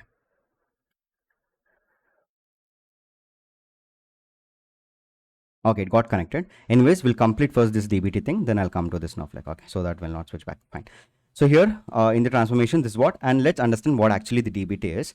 So if I go to the DBT, okay, so if I just search for a DBT, in the DBT stands for data build tool. Okay, so this is transformation tool. Okay, so if I talk about DBT, so here we have ETL, right, or ELT. We have E, we have T, and we have ETL, or extract, load, and transform. It performs only the T part. Okay, it will only perform the T part. So how it basically works is, and whatever the data pipeline is, okay, so always you will be connecting with a destination from the DBT. Okay, so what is DBT? It's just a transformation tool. Okay, so it comes with something files and folders. Okay, so it has okay, before getting to this, is a transformation tool. So we know what is transformation, right? So if you want to transform my data, okay, present in my destination or data warehouse, so I'll be one of the option to transform that data is DBT. Okay, we have different ways. This is a tool to transform the data. Fine. So DBT comes with two major section. Okay, so two major features. Okay, or options I can say. So one is a DBT core. Okay, so we say that one is DBT core, and one we say that DBT what cloud. Okay, so you have two options. One is a DBT cloud, and one we have a DBT core. So DBT core is more of CLI. Okay, so you'll be writing a DBT commands there, okay, to execute. Basically it's like how like you'll be dealing with the command line interface completely when you're dealing with the DBT core. Okay, so we have a DBT cloud, so it's like a cloud platform, how we have IICs, right? Even the Fivetran, so like everything's a cloud, right? So even it's a cloud. Okay, so it's a software as a service. So you'll be registering, you'll entering, you'll just register for that. Okay, so you can do the cloud setup, you can connect with that destination and do the transformations. Fine. So this is what the two versions. We have a DBT core and we have a DBT cloud. Okay, if you check the Fivetran, okay, so it comes, if you check in the dashboard, okay, if I go to the dashboard and if I click on get started, so we have a DBT core. Okay, so basically the CLI version.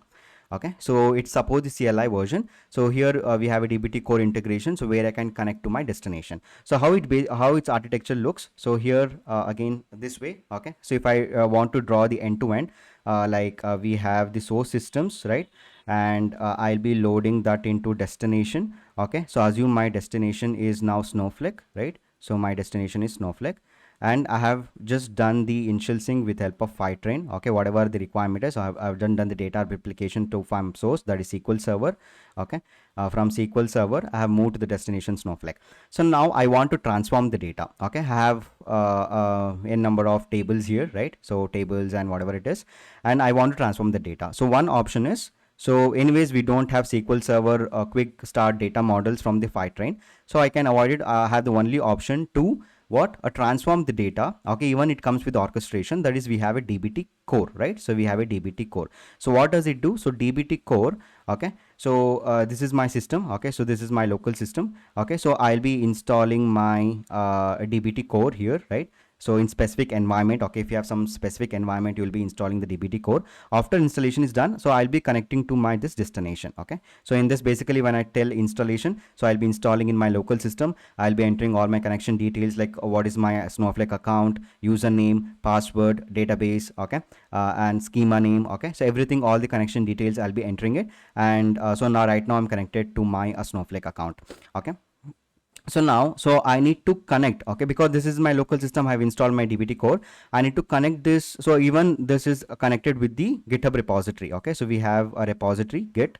Okay, so we have a GitHub repository, and this is connected with the GitHub repository. Okay, and this repository is connected with this DBT core in the Fivetran. Okay, so when I selected this DBT core, so basically the only thing I need to add is what? A GitHub repository. The connection details to do the transformation is what? A GitHub repository. And this GitHub repository is connected to my local system, so where I'll be writing some git commands to push all the transformations.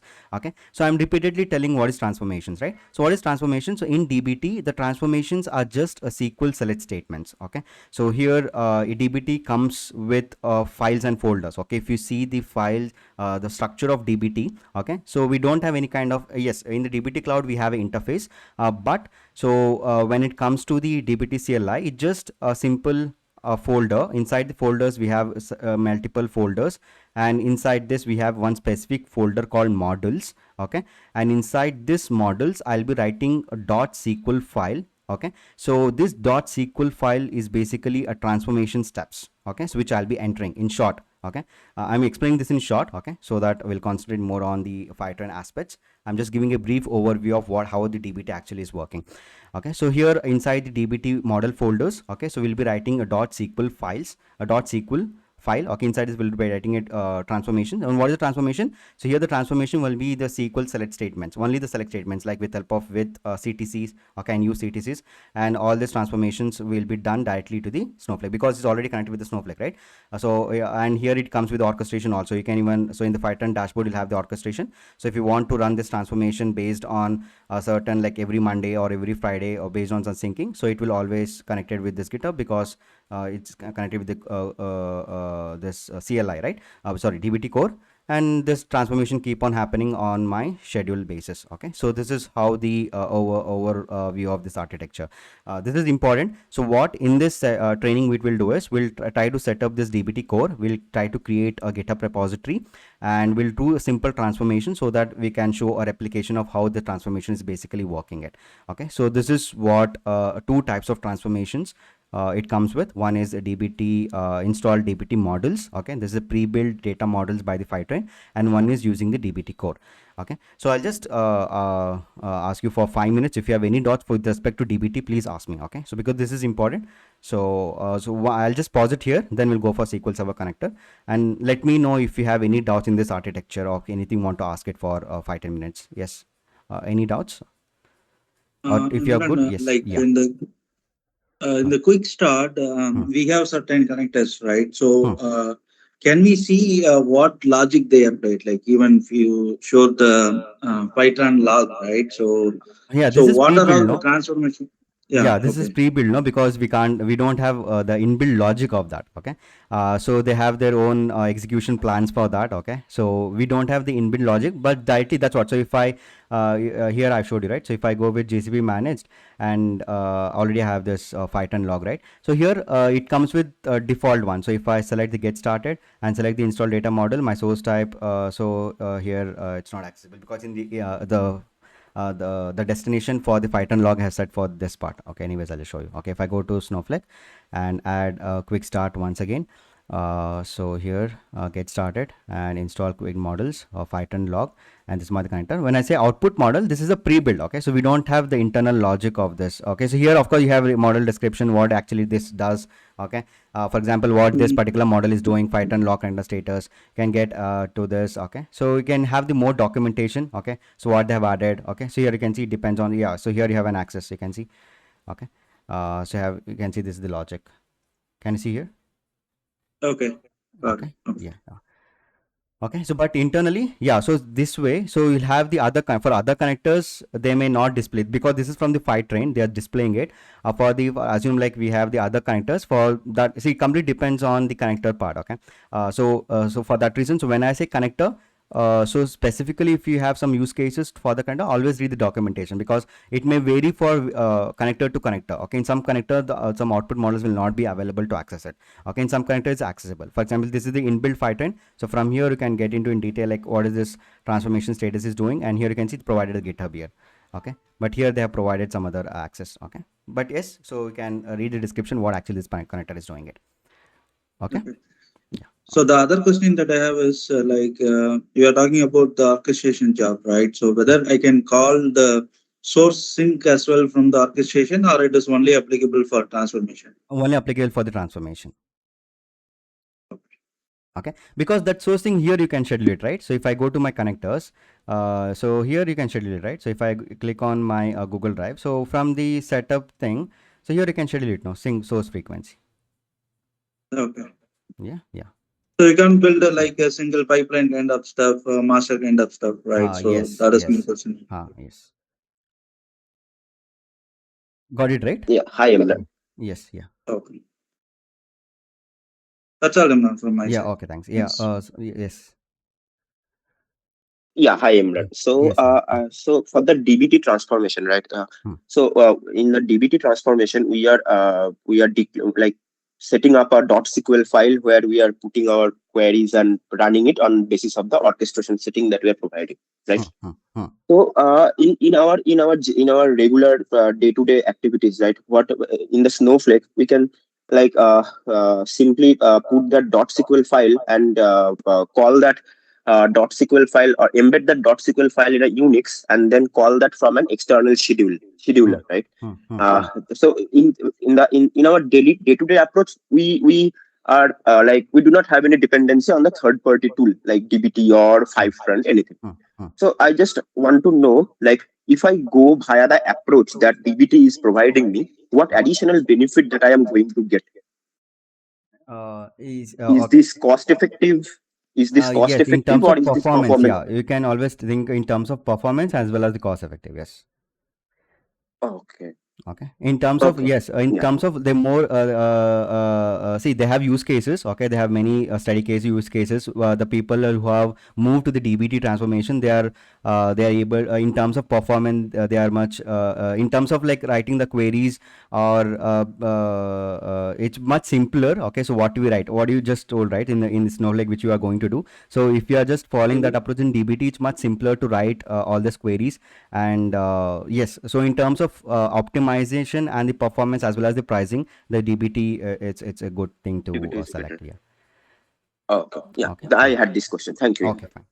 Okay then, thanks. Okay, so we'll move. Okay, so I'll just pause it here for this transformation, because I just moved it, because here I was we are setting up this, right? Okay, so just remember this. So once the setup is done for the SQL Server, so I'll be showing how to do the transformation for DBT DBT CLI, right? When I say DBT CLI or DBT core, both are same thing. Fine. Okay, so we were here, right? So I just want to connect my source, that is SQL Server, and my SQL Server is ready. So here I have connected to my SQL Server, and here if I expand the databases, okay, so let me okay, so here let me create a database, right? So I'll just go to new query.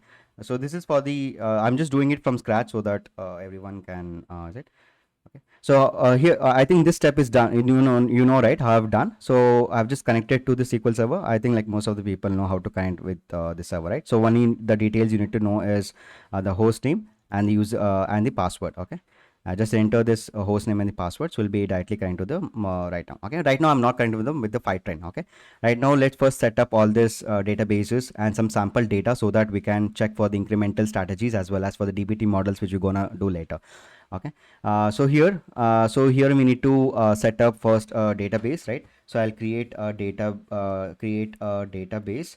I'll create as my DB. Okay, so this will be my database, and I'll just use this my DB. You can just hold on, I'll just share this in chat. Then I need to create a user, okay, as well as a password for this particular user, so that the Fivetran can access this particular database. Okay, so for that, and even you can just check all the details here. Okay, if I go to my add connector, and this is my Snowflake destination, so here I'll just select SQL server. So in the SQL server RDS, continue setup. Okay, so if you're stuck somewhere, always refer this setup guide. Okay, just scroll down, and here you have like how to create a user. As you can see, so we have all these details. We need to create a user, okay, for the Fivetran exclusively, okay, so that we can connect to our SQL server as admin user. Fine, so I'm just doing that. You can just follow the same steps. Okay, we are creating a user MyDB, then I'm using that.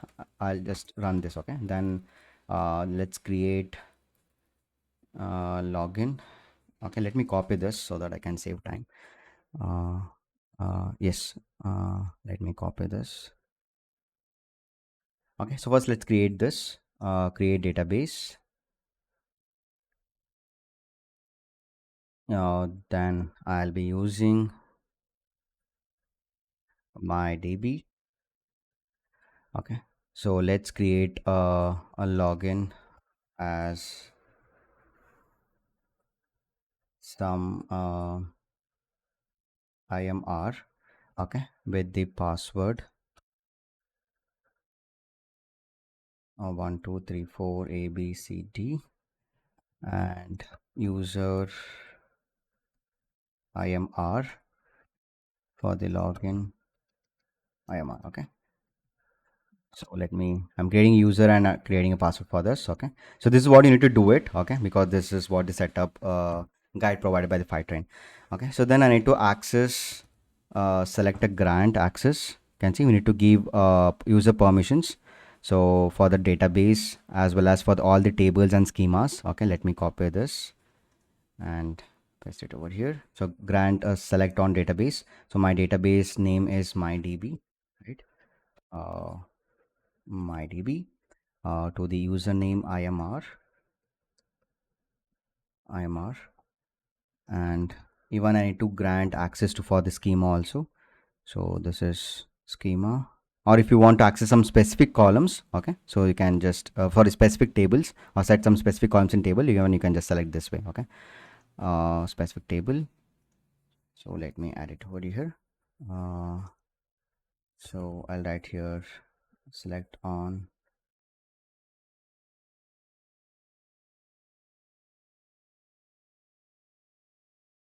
schema.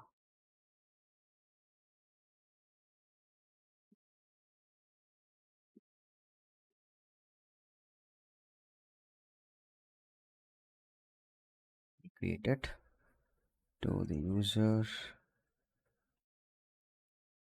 IMR, and before this let's create the schema. I'll share this, okay, in chat just a second. So IMR icon, you can just give your any own name. CHEM.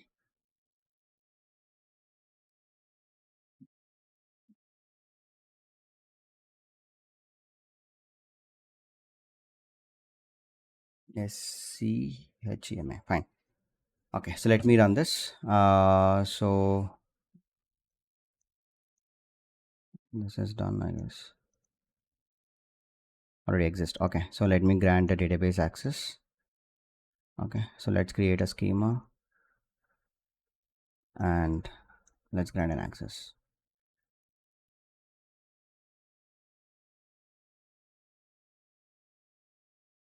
Sorry, it's double colon. Okay.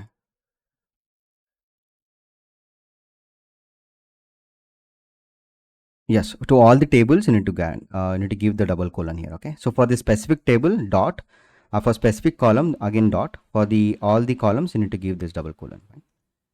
Yes.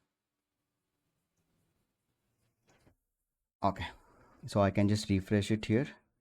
So my DB got created, databases. So my DB got created, and right now we don't have any tables. Fine.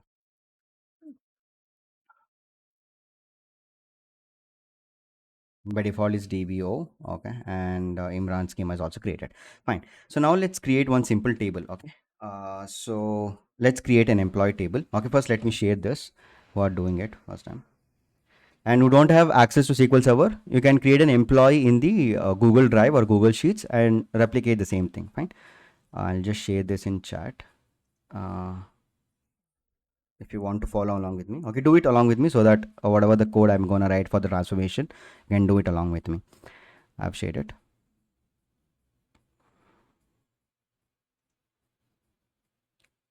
So yes, so this is done. Okay, so let's create a table. Let me create quickly. Okay, create a table, and under the IMR schema, C G dot employee. Let me create an employee. Okay, so now I'm creating a first table without a primary key. Okay, so let's see how it basically behaves. Okay, with the different approaches. So right now I'm creating a table called employee. I want to do this sync, okay, without a primary key to my destination. Okay, so let's see how it behaves in the Fivetran. Okay, so let me open this, and we have employee ID, int, okay, and first name. I can add an varchar of 50 of not null, then the last name,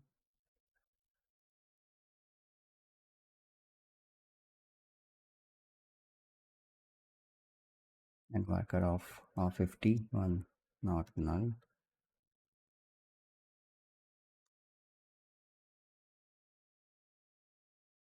then the email,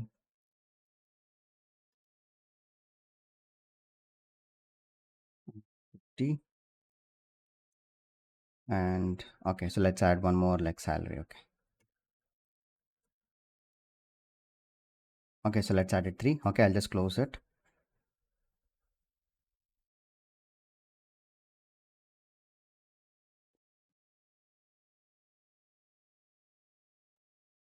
Yeah, let me share this in chat.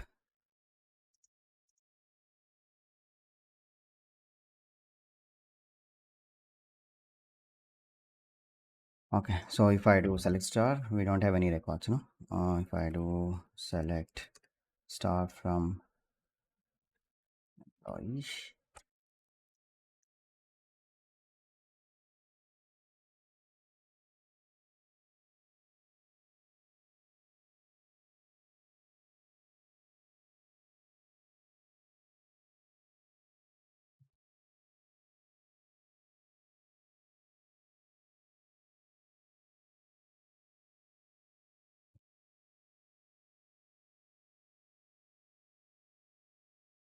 okay, I don't have any records. Okay, let's add only one record. Insert.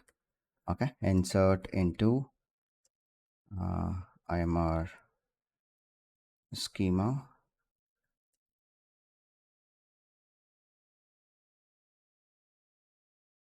employee,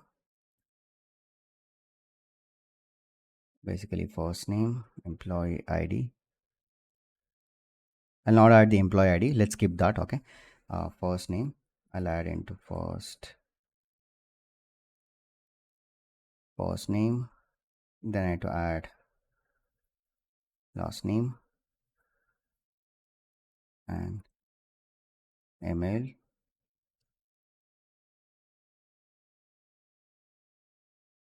ALU values.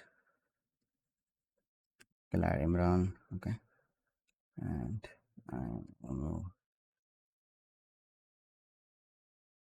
and email.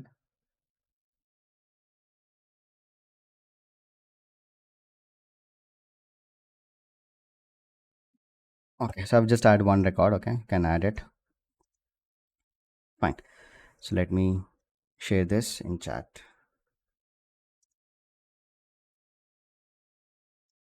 Okay, so my setup is done. So I've created a schema, I've created database, schema, table, right? Everything is done. So now I'll go to my setup form. So here I'll just keep it default. See, destination schema prefix is SQL Server RDS. I need to enter the host name. So this will be my host name. I have just copied in the notepad, right? So in the so from here we will be getting it host name. So if I go to my database. So this is what the endpoint, this is what the host name is, right? I'll just copy this and add it here. This is my host name and the port name, port number. So port number is 1433, is 1433. The user is database one, right? So sorry, user is admin, right? Sorry, yeah, is admin, and the password I've set is 1234 A B C D, and the database I'll give it as my DB, right? So that's what I have created. So this is what, so my DB. So I'll give my DB, and I need to connect directly. So here you'll be getting a certificate that is TC. What is that? Yeah, TSL. Okay, so here you need to verify that. Okay, I'll show you that. Okay, so here, okay, just keep it default. We connect directly. We have SSH also. So here update methods will come date. Okay, so we'll do the first setup. Fine. So this is done. So like click on save and test. Yeah, so here I'll be getting a validate certificate, right? So I need to validate that. So if this verification is successful, then only you'll be able to access it, SQL Server.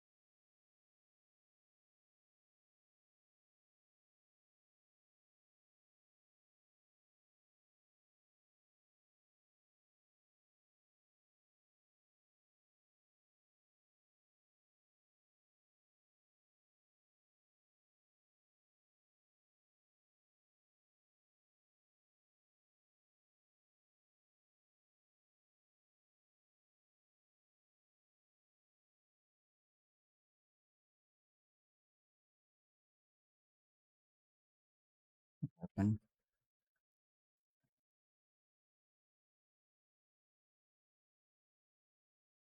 either change tracking, not change. Okay, okay. Fine, fine.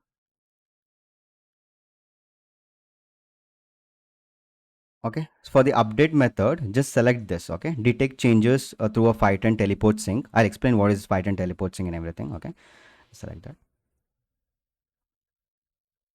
Select this option. Okay, second option, and try recreating it. Sorry, test it once again, so it will connect it.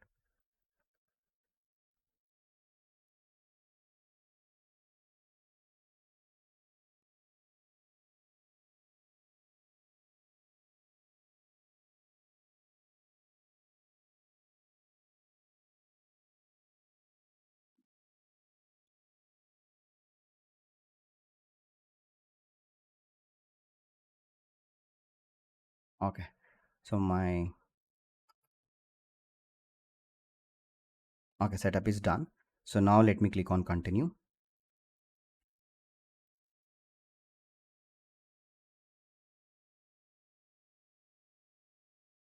So it will fetch all the source schema. Okay, so whatever I have said. So we have just defined only one schema, right? Yeah. Source schema. Basically, it will find it will search for all the schemas. Okay. For the database, whatever I have given. Okay, so it found that I had only one table. Okay, and employee.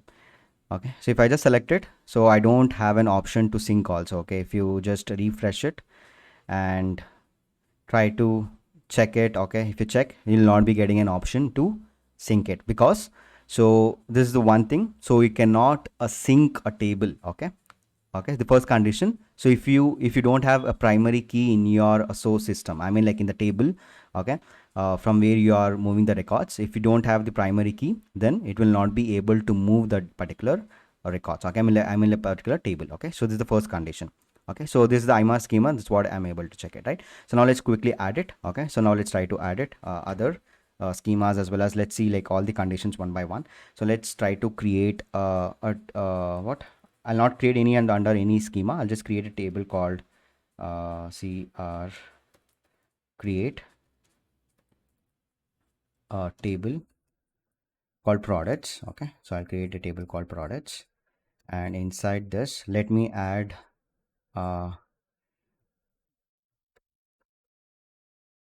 with primary key. So we have products, we have product ID of int, let's add identity from 1 to 1, so that will add manually. That is primary key. Okay, and next let's add the product name and one more column, product name of nvarchar of 50 and price of int. Right, so let me run this.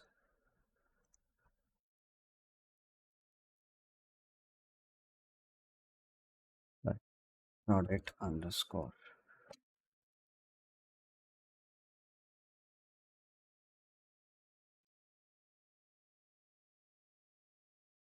Okay, I've added.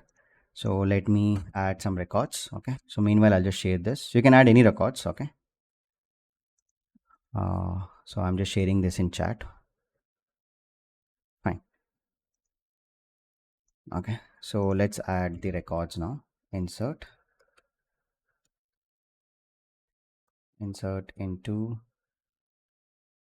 Okay, before inserting, okay, so if I go to my Fivetran, okay, so now let's try to do the refresh. Okay, so again, like for example, destinations, we have only two destinations. If I go to connectors, we have this time we have a SQL Server RDS connector, and it is status is paused because I have not synced anything. Okay, so status is paused. If I go here, okay, so I can do initial sync because there is nothing to sync, right? So if I click on initial sync, so it will do nothing because it will not move the records, right? So that is employee record. So if you get into schema, okay, it will not move because it's not even checked. Okay, so let's wait. Okay, so there's nothing to move. It will just execute it. Okay, so if I go to my schema and refresh it, let's try to refresh it because we have added one more table called products, right?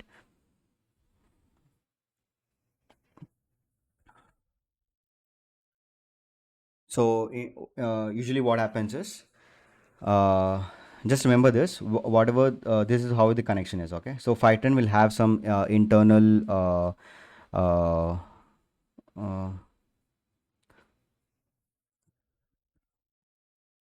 okay, so Python have some internal systems, okay, so which will store all the metadata about the source.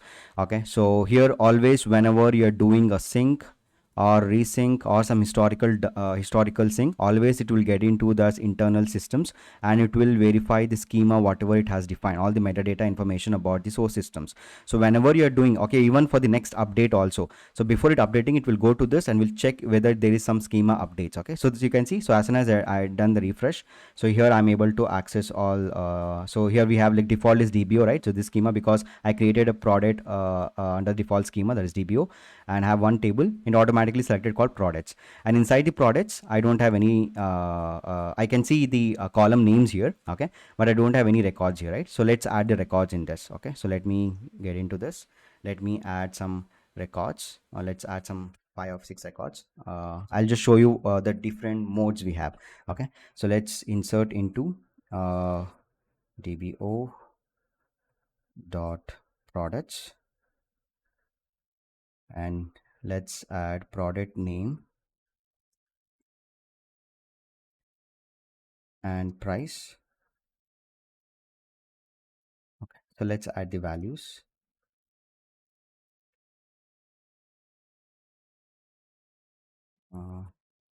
Okay, so a desktop computer, so let's add some 800. Okay, then have laptop 200.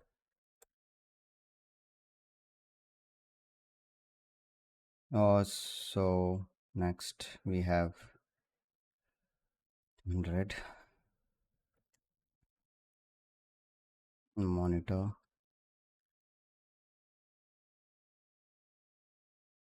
we have 350 and printer.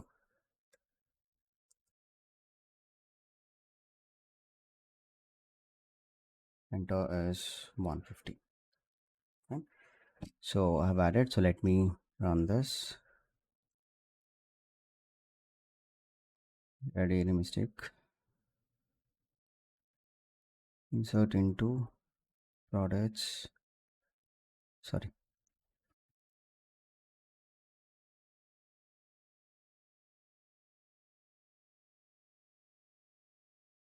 Yes, 5 records, right?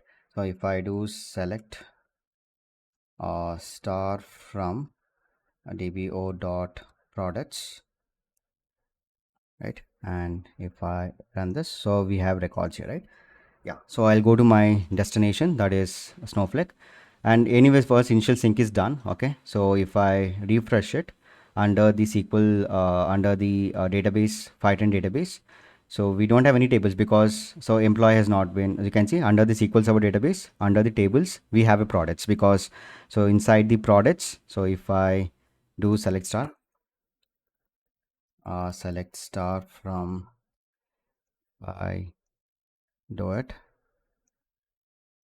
Okay, so it's empty because when I did sync, okay, so I didn't add the records there, right? So you can check it. So in the dashboard, it has performed the last sync. You can see right now it's syncing.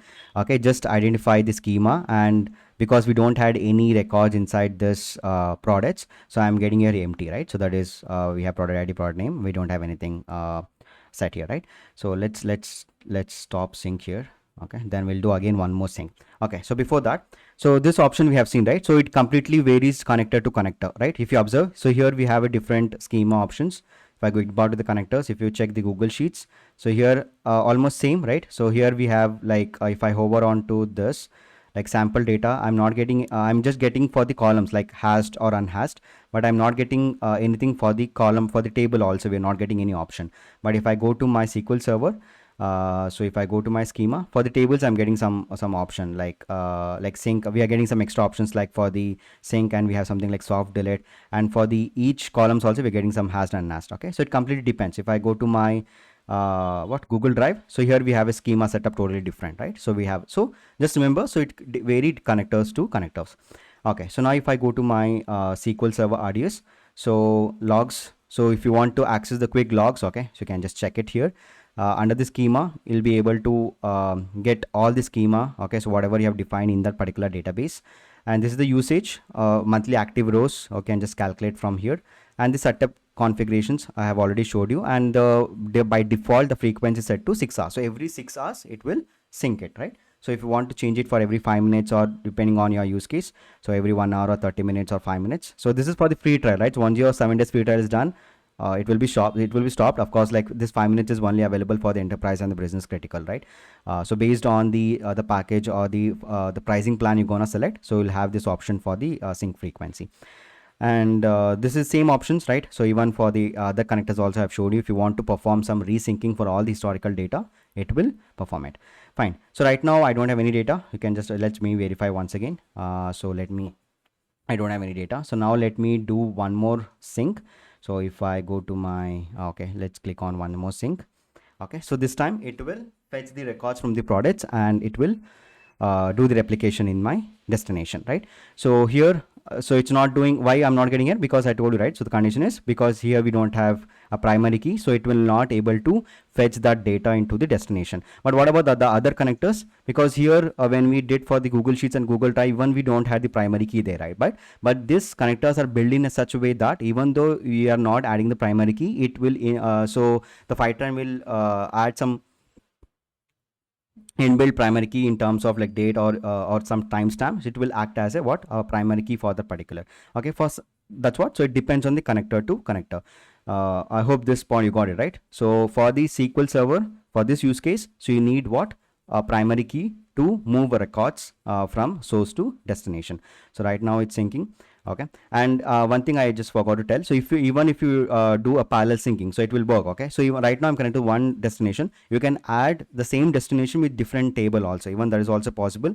Okay, you can try it. So for example, here I had the snowflake, right? So you can create a one more data warehouse as well as a database. Okay, so even with the same account, right? So even you can just move it and it will execute parallelly also. Okay, so even that is also possible. Okay, so let's wait. So I hope this time it should work, and let me go to the schema and let's understand some of its aspects. Fine.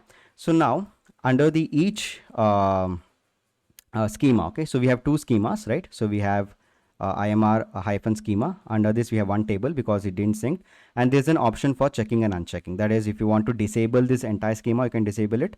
Okay, so that in the next sync, okay, in the next syncing it will not I mean, like, it will not fetch the records from this particular schema. Okay, so right now we have two schemas, and inside each schema we have one table, and this is the options for the checking, like enabling or disabling it. If you try to expand it, and this is for the one table, and for the table you have a resync option as well as a soft delete. Okay, so if you have two options here, when we have a soft delete mode and we have a history mode. Okay, it's very important. Okay, so let's understand what is a soft delete mode. This is for the table itself, right? So product is a table. So soft delete records by making the destination record as deleted when the source record is deleted. Okay, so this will not understand it. I'll give one example. So I'll just write down here. So whenever you're going with soft delete mode,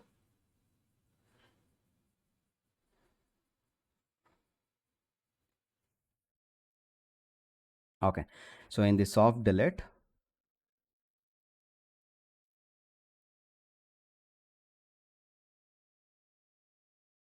in the destination, first you'll understand, in the destination, whenever you are moving a records as a soft delete, okay, soft delete is a default one, you can see. So it's a default one, right? So so whatever the table you are hovering, by default it has selected what, a soft delete mode.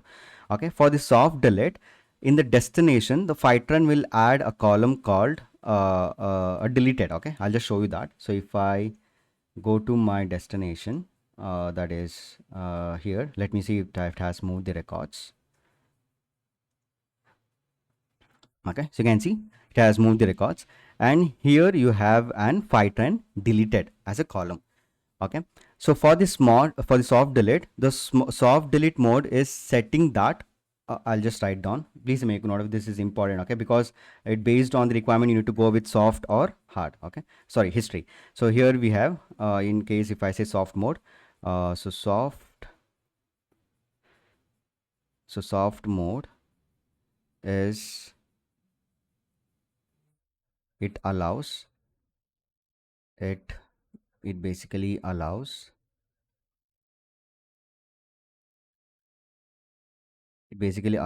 you to retain deleted records in your destination. Okay, retain deleted records in your destination. Okay, so what happens is, for some case, okay, so if you delete some records in the source, okay, in the destination it will not be deleted. Okay, so it will maintain that record, okay, instead of permanently deleting that.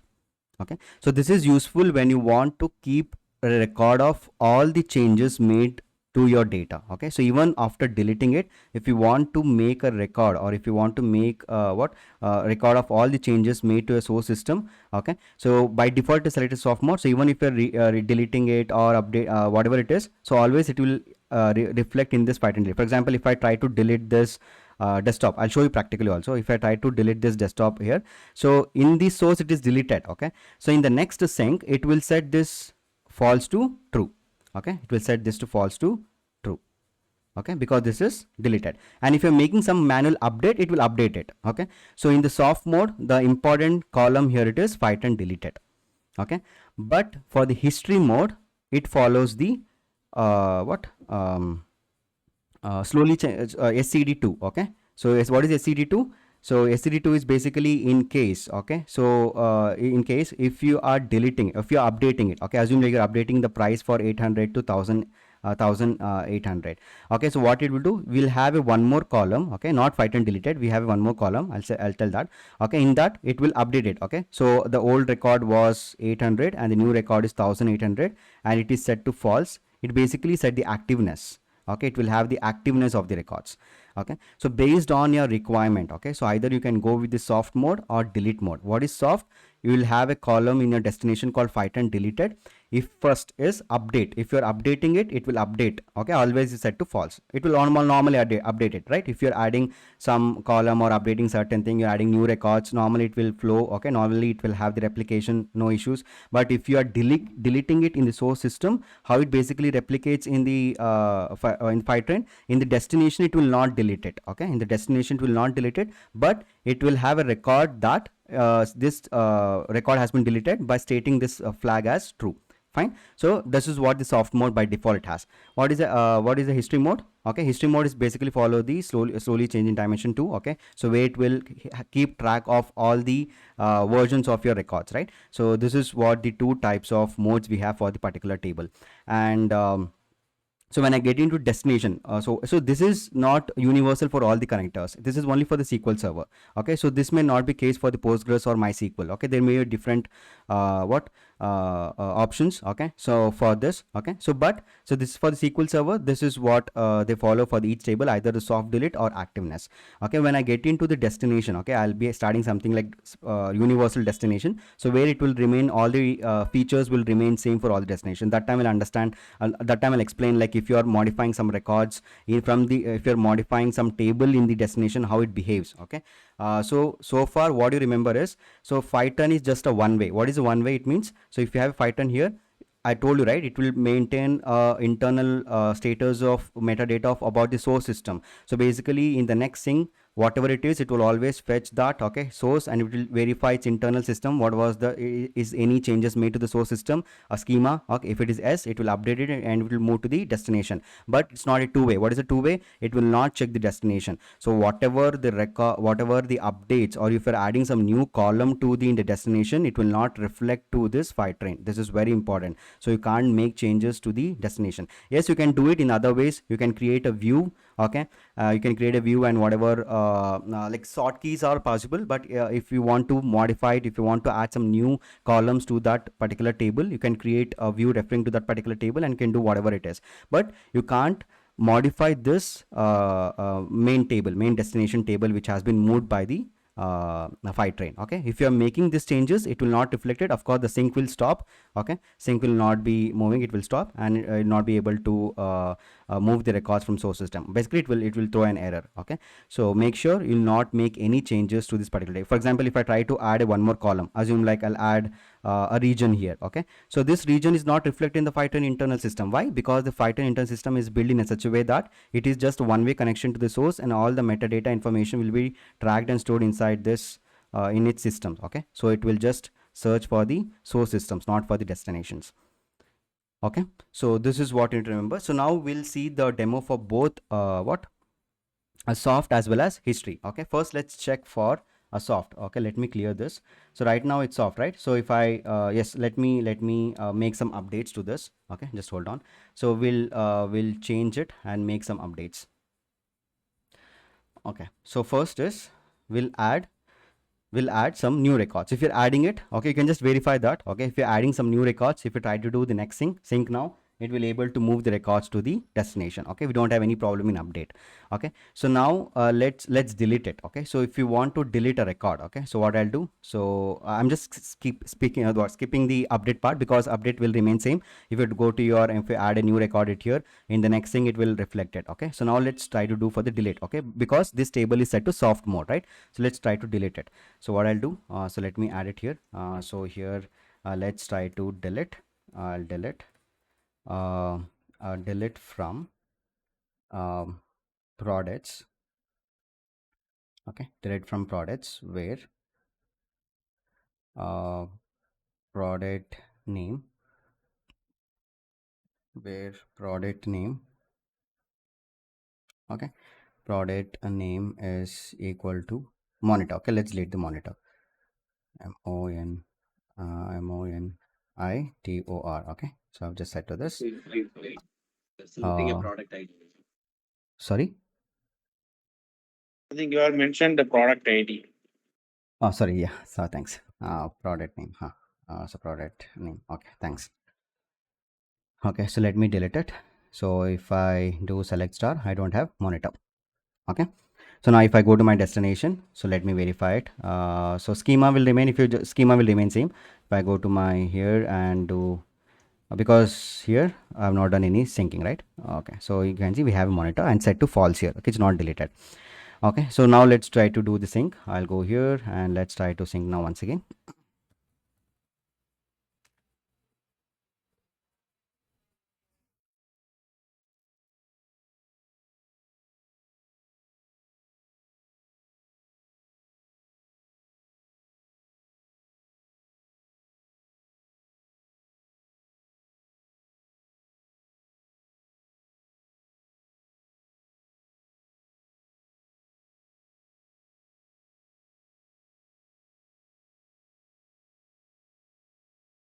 So meanwhile, so let me show for the this one also, right? So let me create one more product. It's called products new for the history thing. Okay.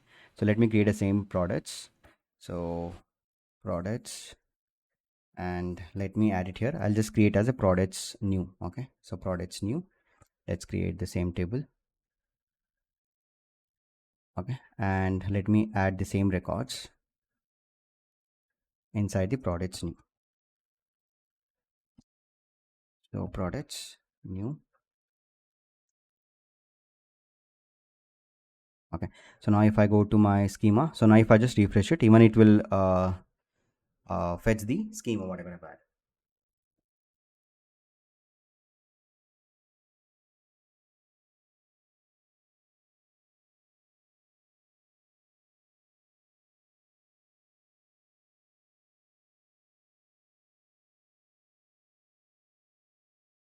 Can see. So product is done. So first let's verify here. So in the source system it got deleted. So if I refresh it, yeah, you can see monitor is set to true. Fine. This is soft mode. So now let's go here and here. Okay. So I was explaining this part, right? So we were in the schemas, this tables, and we have a soft mode and the resync. So this resync is with respect to that specific. So if you don't want to resync the entire all the schemas and all the tables, we have the resync option. So where we have, if I go to my setup, and here we have this option, right? So if I want to resync all historical data, I can do it. But if you have some specific tables, okay, to resync it, so always you can do it in the schema. Okay. So if you want to resync this, just click on it, it will start resyncing. Okay. So here, so for the product new, I want to make this product move as a history mode. Okay. So I'll just select that history mode. You can see. So now this table has been updated as a history mode. Okay. So so save changes. Make sure to click on save changes. Okay. In the history mode. Okay. So these are the three different columns you'll be getting it. Okay. So first is Fivetran active. Okay. So there you got deleted column, right? So here an active column. Okay. So here it will set a record whether it's active or not. Okay. If you are making update also, you'll have the old record and even you'll have the updated record, right? I'll show you that example. And if you're deleting it also, okay, it will delete it, normal delete. Okay. But here the objective here is about the activeness. Okay. So whether the particular record is active or not. Okay. So even it will control the versions also. It's more of version control, right? So even you'll have the updated records in the table. Okay. In the destination. So these are the other columns which add fight and start. Okay. So date time when the record is active from, and the end. So when the record was active, right? This basically SCD2, right? Slowly changing dimensions. Okay. So here, the history mode will increase the MAR, okay, because we'll do a frequent updates, right? So the pricing, it's based on consumption model. Of course, the Fivetran will charge based on the what monthly active rows. So this is what all the details will be getting in. Okay, submit changes. Okay, so now it's saved. Okay, so now if I go to my destination, right now I don't have what a products new because I didn't sync it. Okay, so I have the products table. Okay, so only products table. Now let's sync it once again. So if I go to my destination, so now let's sync now once again. And one is set to soft delete and one is set to history mode.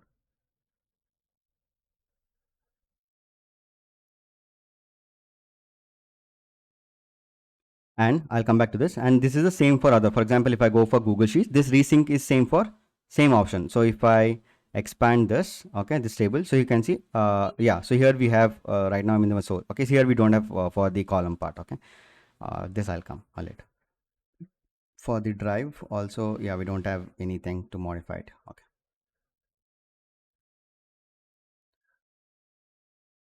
Okay, so next, okay, so let it sync.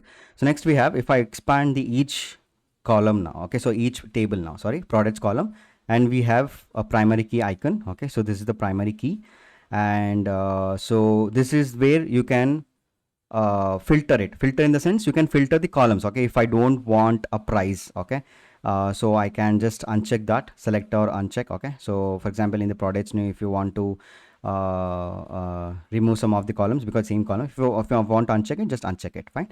And yes, this is what. And for the each column, okay, so we have hashed and unhashed. Okay, so if you want to, if you have some columns, okay, which has some sensitive data, okay, if you want to hash those columns so that you can unhash it in the destinations, okay, based on requirement. So right now it is by default is unhashed, that is data of values of the source will be replicated identical to destination. What is the hashed? Hash data points will column will be before syncing a destination. So before syncing into a destination, it will hash it and it will store it in the destination. Okay, so you can go with this security feature for the individual columns. Okay, so here we have this, and even for the Google Sheets also, for the individual columns you have that option. You can see for individual columns you have an option for hashing. Okay, either go hashed or unhashed or hashed. Okay, so now if I think the syncing is done. Okay, now if I go to my destination and let me refresh it here, and I have products new. Okay, so let me add it even that also below.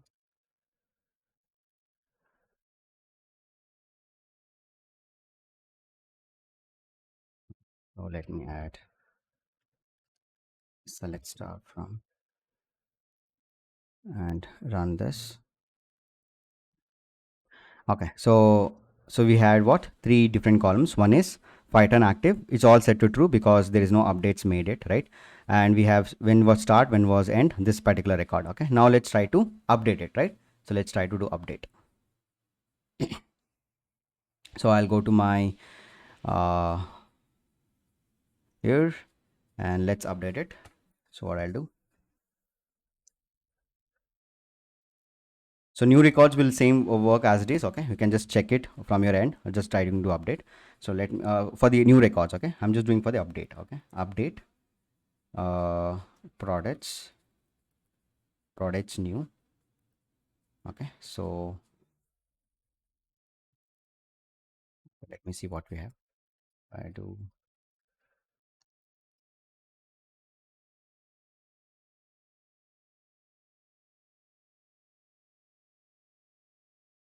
Okay, so let's update the price. Okay, so let's update the products new. So let's set, so let's set price equal to 9,000, where product name is equal to laptop. Okay, fine. So let me run this. I'm updating it. Okay, so if I check it here, okay, so it's updated to 9,000. I'll go to destination. So even you can verify right now it's not been updated, right? Laptop is still 1,200. I have it updated to 9,000. Okay, so now if I try to resync it once again,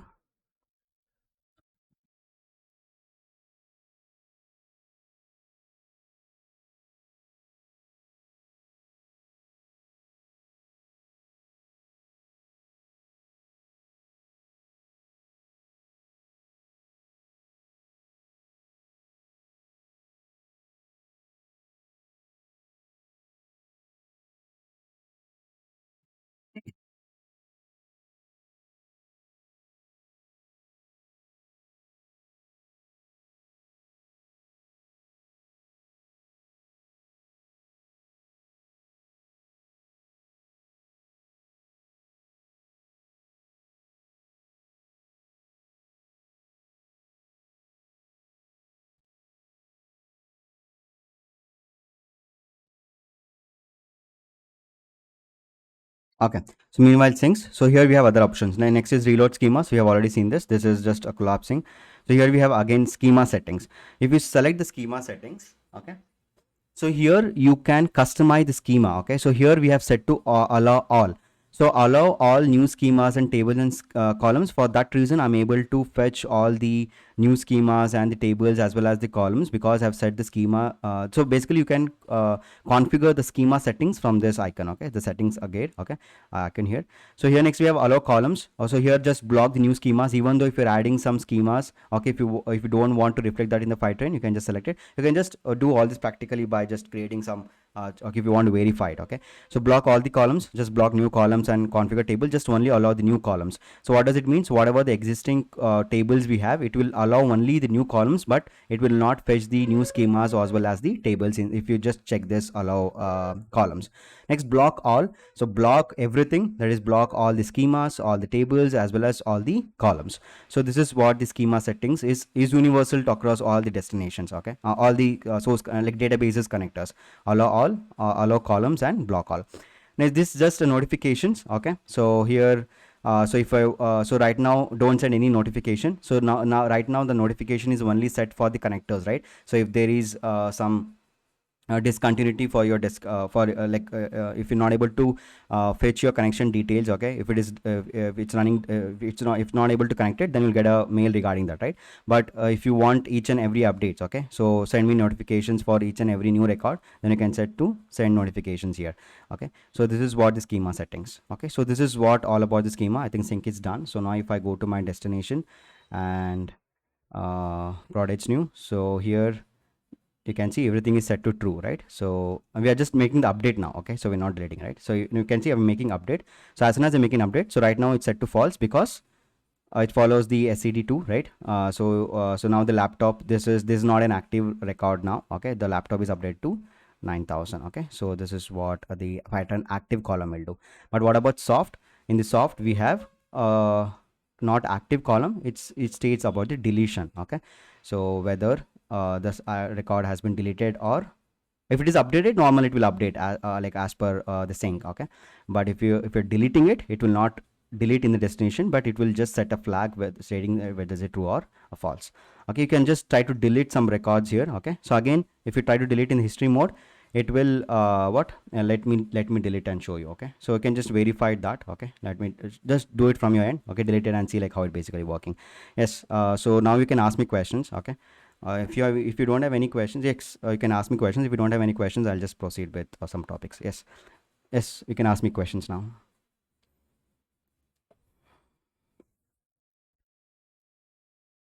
Any questions? But through a real life use case, right? Real example of use case with a Fivetran project, that would be great. For tomorrow being a last session. Mm-hmm. Probably Python? the architecture. Yeah, tomorrow I'll show for the DBT also, like what I need to show. We'd like to see the real architecture, real use case, and an architecture how it was, right? So that it will be good when we start working on it. So. Yes, okay. The architecture part I'll show you. Okay.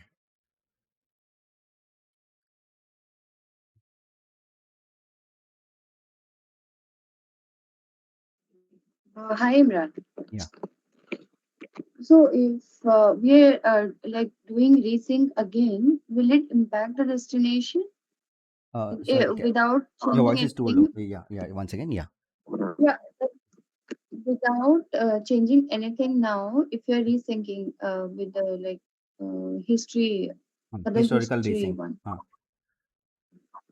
Yeah, so if you're resyncing again without changing anything at the source, so will it impact the destination?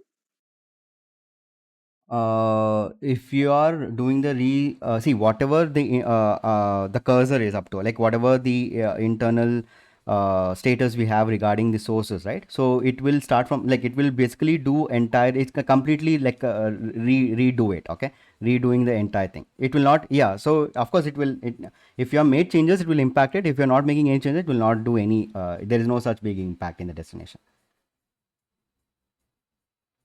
Okay, so it will overwrite it. So when you do historical, it will whatever the records you have designed, it will overwrite it. Okay, if you have made some changes, yes, it will reflect that.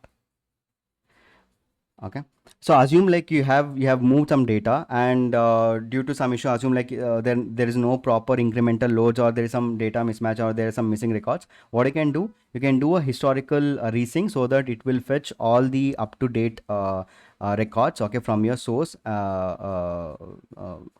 okay. So this is what. But if you're just doing it randomly, if you're not making any changes, but if you're doing historical resync, it will not affect anything. It will cost your MAR. I mean, like it will count in MAR, and it will just rewrite your records. If it changes, it will update in the destination. Okay. Okay. Okay. Yeah.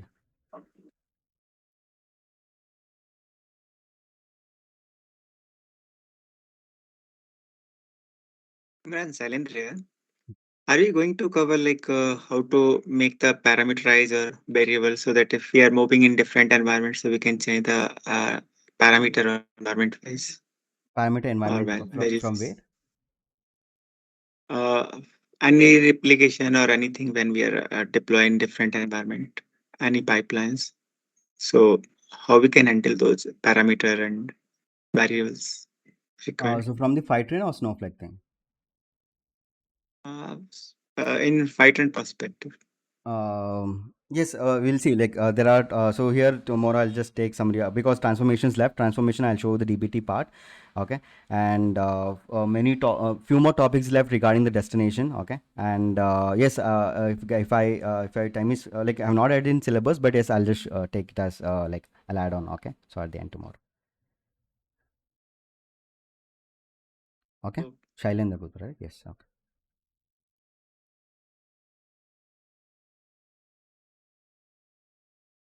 No doubts then. Shall I go ahead? Okay. Uh, One thing, mm, Imran. yeah. Yeah, Miss, like you said, like for the naming conventions, we cannot use two underscores, right? At a time, two underscores. Yeah. It's like yeah, if they ask if any person asks us from the business to give two underscores, we need two underscores for the table name Mm-hmm. or column name, something. Mm-hmm. So how we can handle those things? We cannot handle. We will not be able to handle those, or No, we can't handle. So that's what. So in that modification, do it from your destination side itself. Okay. Okay. The and naming one more convention. thing. Yeah. Yeah. Please. Yeah. Yeah. The naming conventions is universal across all the connectors. Okay. Okay. Okay. If you have two And underscores one. or multiple underscores, it will change to one underscore. Yes. Yes. Tell me. Yeah. And it's like while we are replicating all the data, right? It will giving like Google Drive or Google Sheets and all these things. Instead of giving those things, we can mention the specific database name in that. It's like before I try to do that, but I am not able to do that. In the schema name. Yeah. No, means like in this directly in the database, it is showing like Google Sheets. Instead of going inside the Google Sheet, we are having the table names and all, right? Yeah. That name is provided by you in the form, right? That is the schema name. If you show me, yeah, show me like scale it and show me like I can clear your doubt if you're doing it. Or One sec. shall I share my screen and show it like which you're asking? Yeah. Yeah. One sec. I'm opening that. Yes.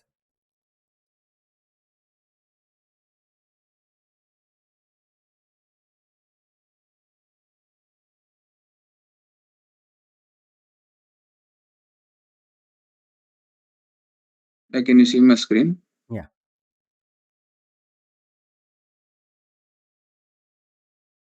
Yeah, over here, are you able to see this? It is Google Drive, creating no? different This is a different schema name. Google Drive, Google This is a Sheets, and schema all like name. it is screen. This Yeah, is before schema I name. tried to edit these things, I was not able to edit this Google Yeah, this Drive, Google is Sheets, yeah. and If you all. go to your settings. I mean like form. Setup thing next to usage. Yeah, you have setup, no? So here you have given the schema name as what? Once again, it's not shown here. Connected by Google Sheets not showing schema. Okay, go to connector and add new thing. Go to connectors.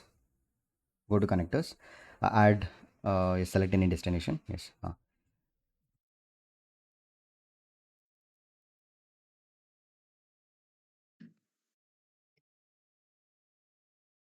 Google Sheets. Okay, anything's fine. Huh. Yeah, select that. Click on next. So here, can you destination schema? It is Okay, so not. this It cannot is be not. edited. Yeah, type it here. Type something here below. Yeah, can you see Okay. below? So this cannot be changed after you test. Okay, this is what your name getting. Okay. Yeah. Okay, no questions. Okay, fine. So let me share my screen once again. Okay, so now let's explore about okay.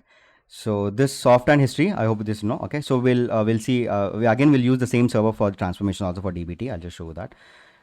So here, if I yes, so I was here, right? Okay, so first let's come for the notifications. Okay, so under your account name, so we have notifications. So notification is for three things. One is for the connectors, for one for the transformations, and for the account. Okay, for the connectors. Okay, so if you need the connector based notifications, so right now there are 6 active notifications, right? So and you can make the settings here. Okay, so like we have auto subscribe. What is auto subscribe? So if you need a notification for all the connectors or all new connectors to same destinations or only connectors that we create or whatever it is. Okay, so if you right now is set to off, if you want to set the alerts as well as the notification, just make these changes, and after making these changes it will automatically reflect it and you will get a notification based on that. So if you are switching it by default, this is by default. Okay, if you are switching it, make sure you do cleanup. What is the cleanup?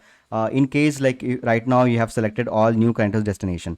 Okay, tomorrow you are updating that to what? All new connectors. So after switching it, make sure you do cleanup. Okay, so cleanup is basically it will sync because you have made the changes for the notification, right? So it will do the basic cleanup and it will fetch all the pending notifications which is set to for that. Okay, for all the records. Okay, so basically we have a cleanup option. Setting I mean like setup for like whatever it is. Okay, this is same for all the, for example, this is for the connectors, right? For the transformation also we have same thing. Like if I click on to this, if I want a notification for all new transformations or to some destinations or anything, and similarly for the account also.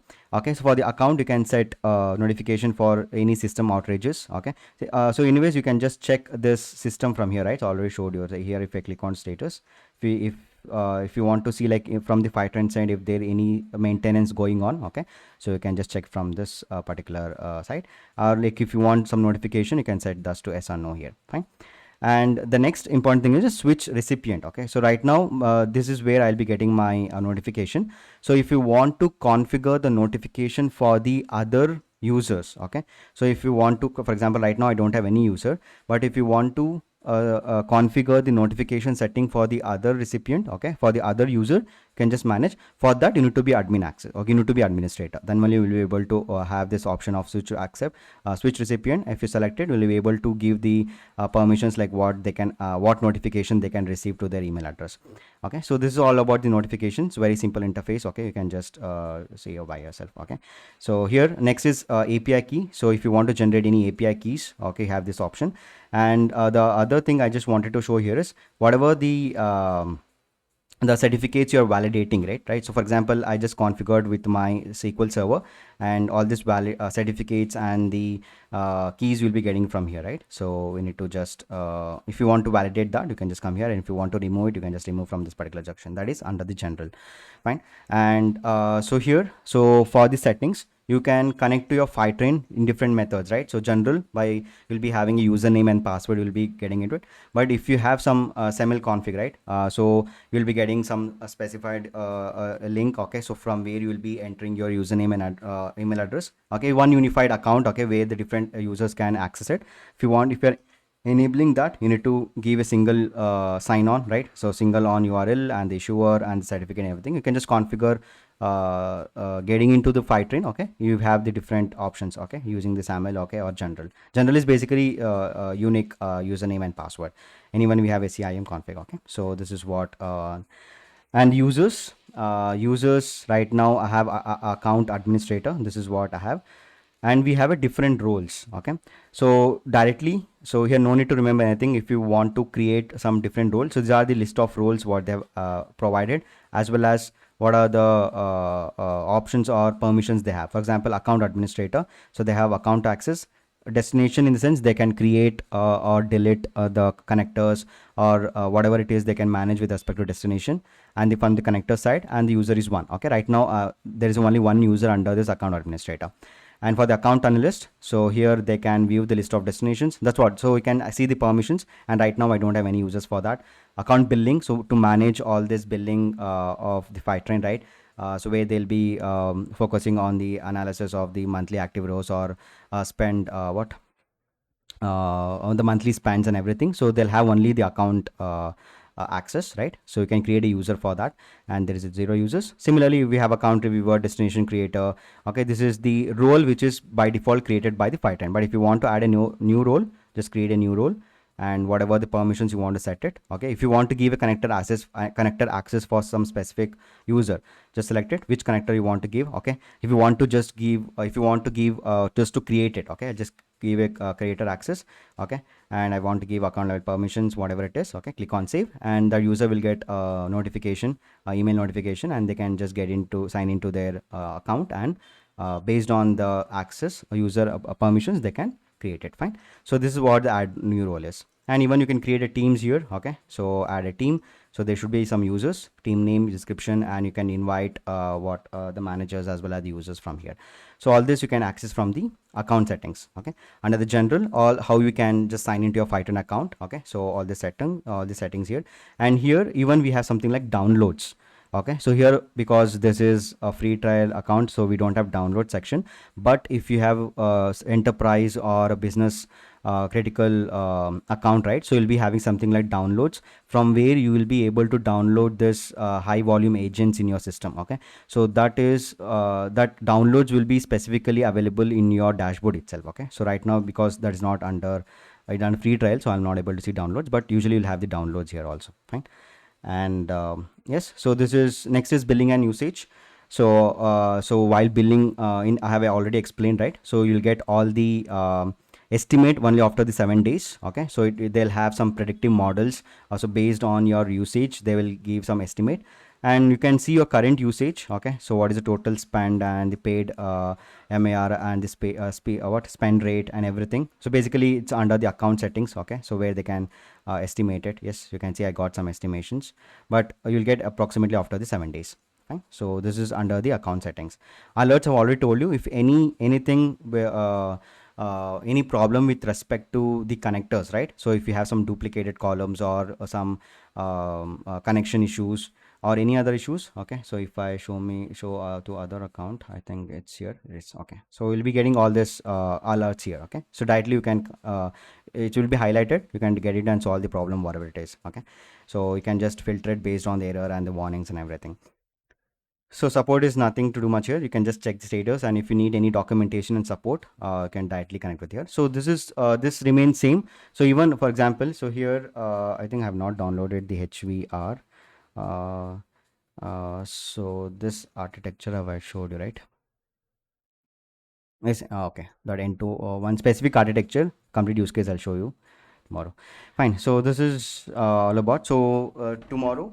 So the left topics what I'll be covering here is I'll just give an overview of it. So we'll start with the DBT transformations, because it will take time how to install the DBT and how we can do a basic transformation. Make sure your server is up and running. Okay, so we'll not take time to start a server. Okay, make sure your server is running, and so we'll do the DBT transformations, and we'll see some of the architectures. Okay, so how it is, and with respect to destinations, connectors, and some of the security compliances. Okay, so we'll try to cover all these things, whatever I've mentioned in the syllabus part, right? So the left part I'll be covering that tomorrow. Okay, so and deployment issues. So deployment options I've already told you, right? So with respect to the real use case, so if you want to test it or try it, so you can go with the cloud version. Okay, the Fivetran cloud version. But if you directly want to go with the business or enterprise level, so we don't in the freight trail we don't have an access for the HBA, right? High volume agents. So but I'll be telling you the some of its features and advantages, and how basically its architecture looks end to end. Okay, how you can connect to your source systems and destination systems. It basically works in a hybrid mode. Okay, where the HVA agent will be installed in local server, like where your source system is, and it will fetch the records from there, and it will push to your Fivetran cloud version, and from there the destination. And even you can connect, even you can implement this Fivetran with your product also. Okay, so even I'll just show you that it's a new feature, so where you can integrate your Fivetran with the product. Okay, so where you can integrate whatever the data you're getting from in real time from your products, you can directly push that to your destinations as well. Okay, so I'll just show you those architectures tomorrow. Fine. Yes, so we have 5 minutes. If you have any doubts, okay, so you can ask me, so we'll or else like we can wrap up. Okay. Yes. Imran, Hmm. whether we can call, use any third-party orchestration tools to call the Fivetran jobs, Airflow, like that. Third party, yes, we can do it. Yes, we can do it. We can integrate Fivetran, DBT, and Airflow. We can do that. Or else orchestration is there in Fivetran, but if you don't, if it is not not solving your problem, or it's not suited for your business use case, then you can go with Airflow. Yes, we can do it. We have that architecture, so that you need to integrate Fivetran. Like this architecture, right? So we have Snowflake, DBT, Fivetran, as well as Airflow. Okay, yes, we can do that.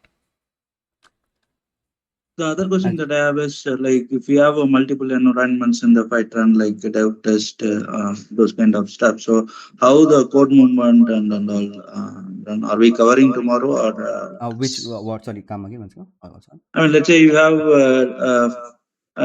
different environments in Fivetran, like you have a development instance and you have a test and you have a production. So how the the code movements, like whatever we are setting up the connections and all those That things. you can do it in DBT with help of DBT. Okay. Okay, so in the DBT, yes, so see, so Python is just an integration platform, right? So here, if you want code movement, so you can do it with help of you can do it with help of DBT there. So here in the DBT, we have production environment as well as the development environment. So anyways, we'll be having the GitHub repository connected with it, so we can do the code pipeline. Now, if you're using some third party like AWS, yes, the architecture completely depends. Like if you want to do it everything in AWS, so we can have it Docker. Okay, we can have the DBT installed in our Docker, and we can connect with the code commit. We can connect that with the code commit in AWS, and we can even have the HVR installed. Okay, in our on premises. Okay, so yes, the architecture building is done. So that we need to just connect a pipeline based on our requirement. That's it. But whatever you ask, no, it's possible. Yes, we can do it, but not in Python. But yes, we can use some third party tool. Okay. So in the Fivetran, what is the best practice? Like we have a dev and non-prod and production environment, or usually we'll go with a single environment. It's a single environment platform. But Okay. yes, you can do it. You can come with help of DBT. With the help of DBT, you can segregate it. Okay. Got it. Yeah. Thanks, Imran. Yeah. Okay. Thanks. Okay then. So we'll connect tomorrow. Okay. So if possible, if it is required to extend it for another 15-20 minutes, we'll do it. Okay. So let's see. We'll try to wrap it. And if anything is pending or thing, we'll try to cover it. Okay. Okay. Thanks. Thank you so much. Okay. Thank you. Okay. Thanks. Okay. Thanks. Thanks, Imran.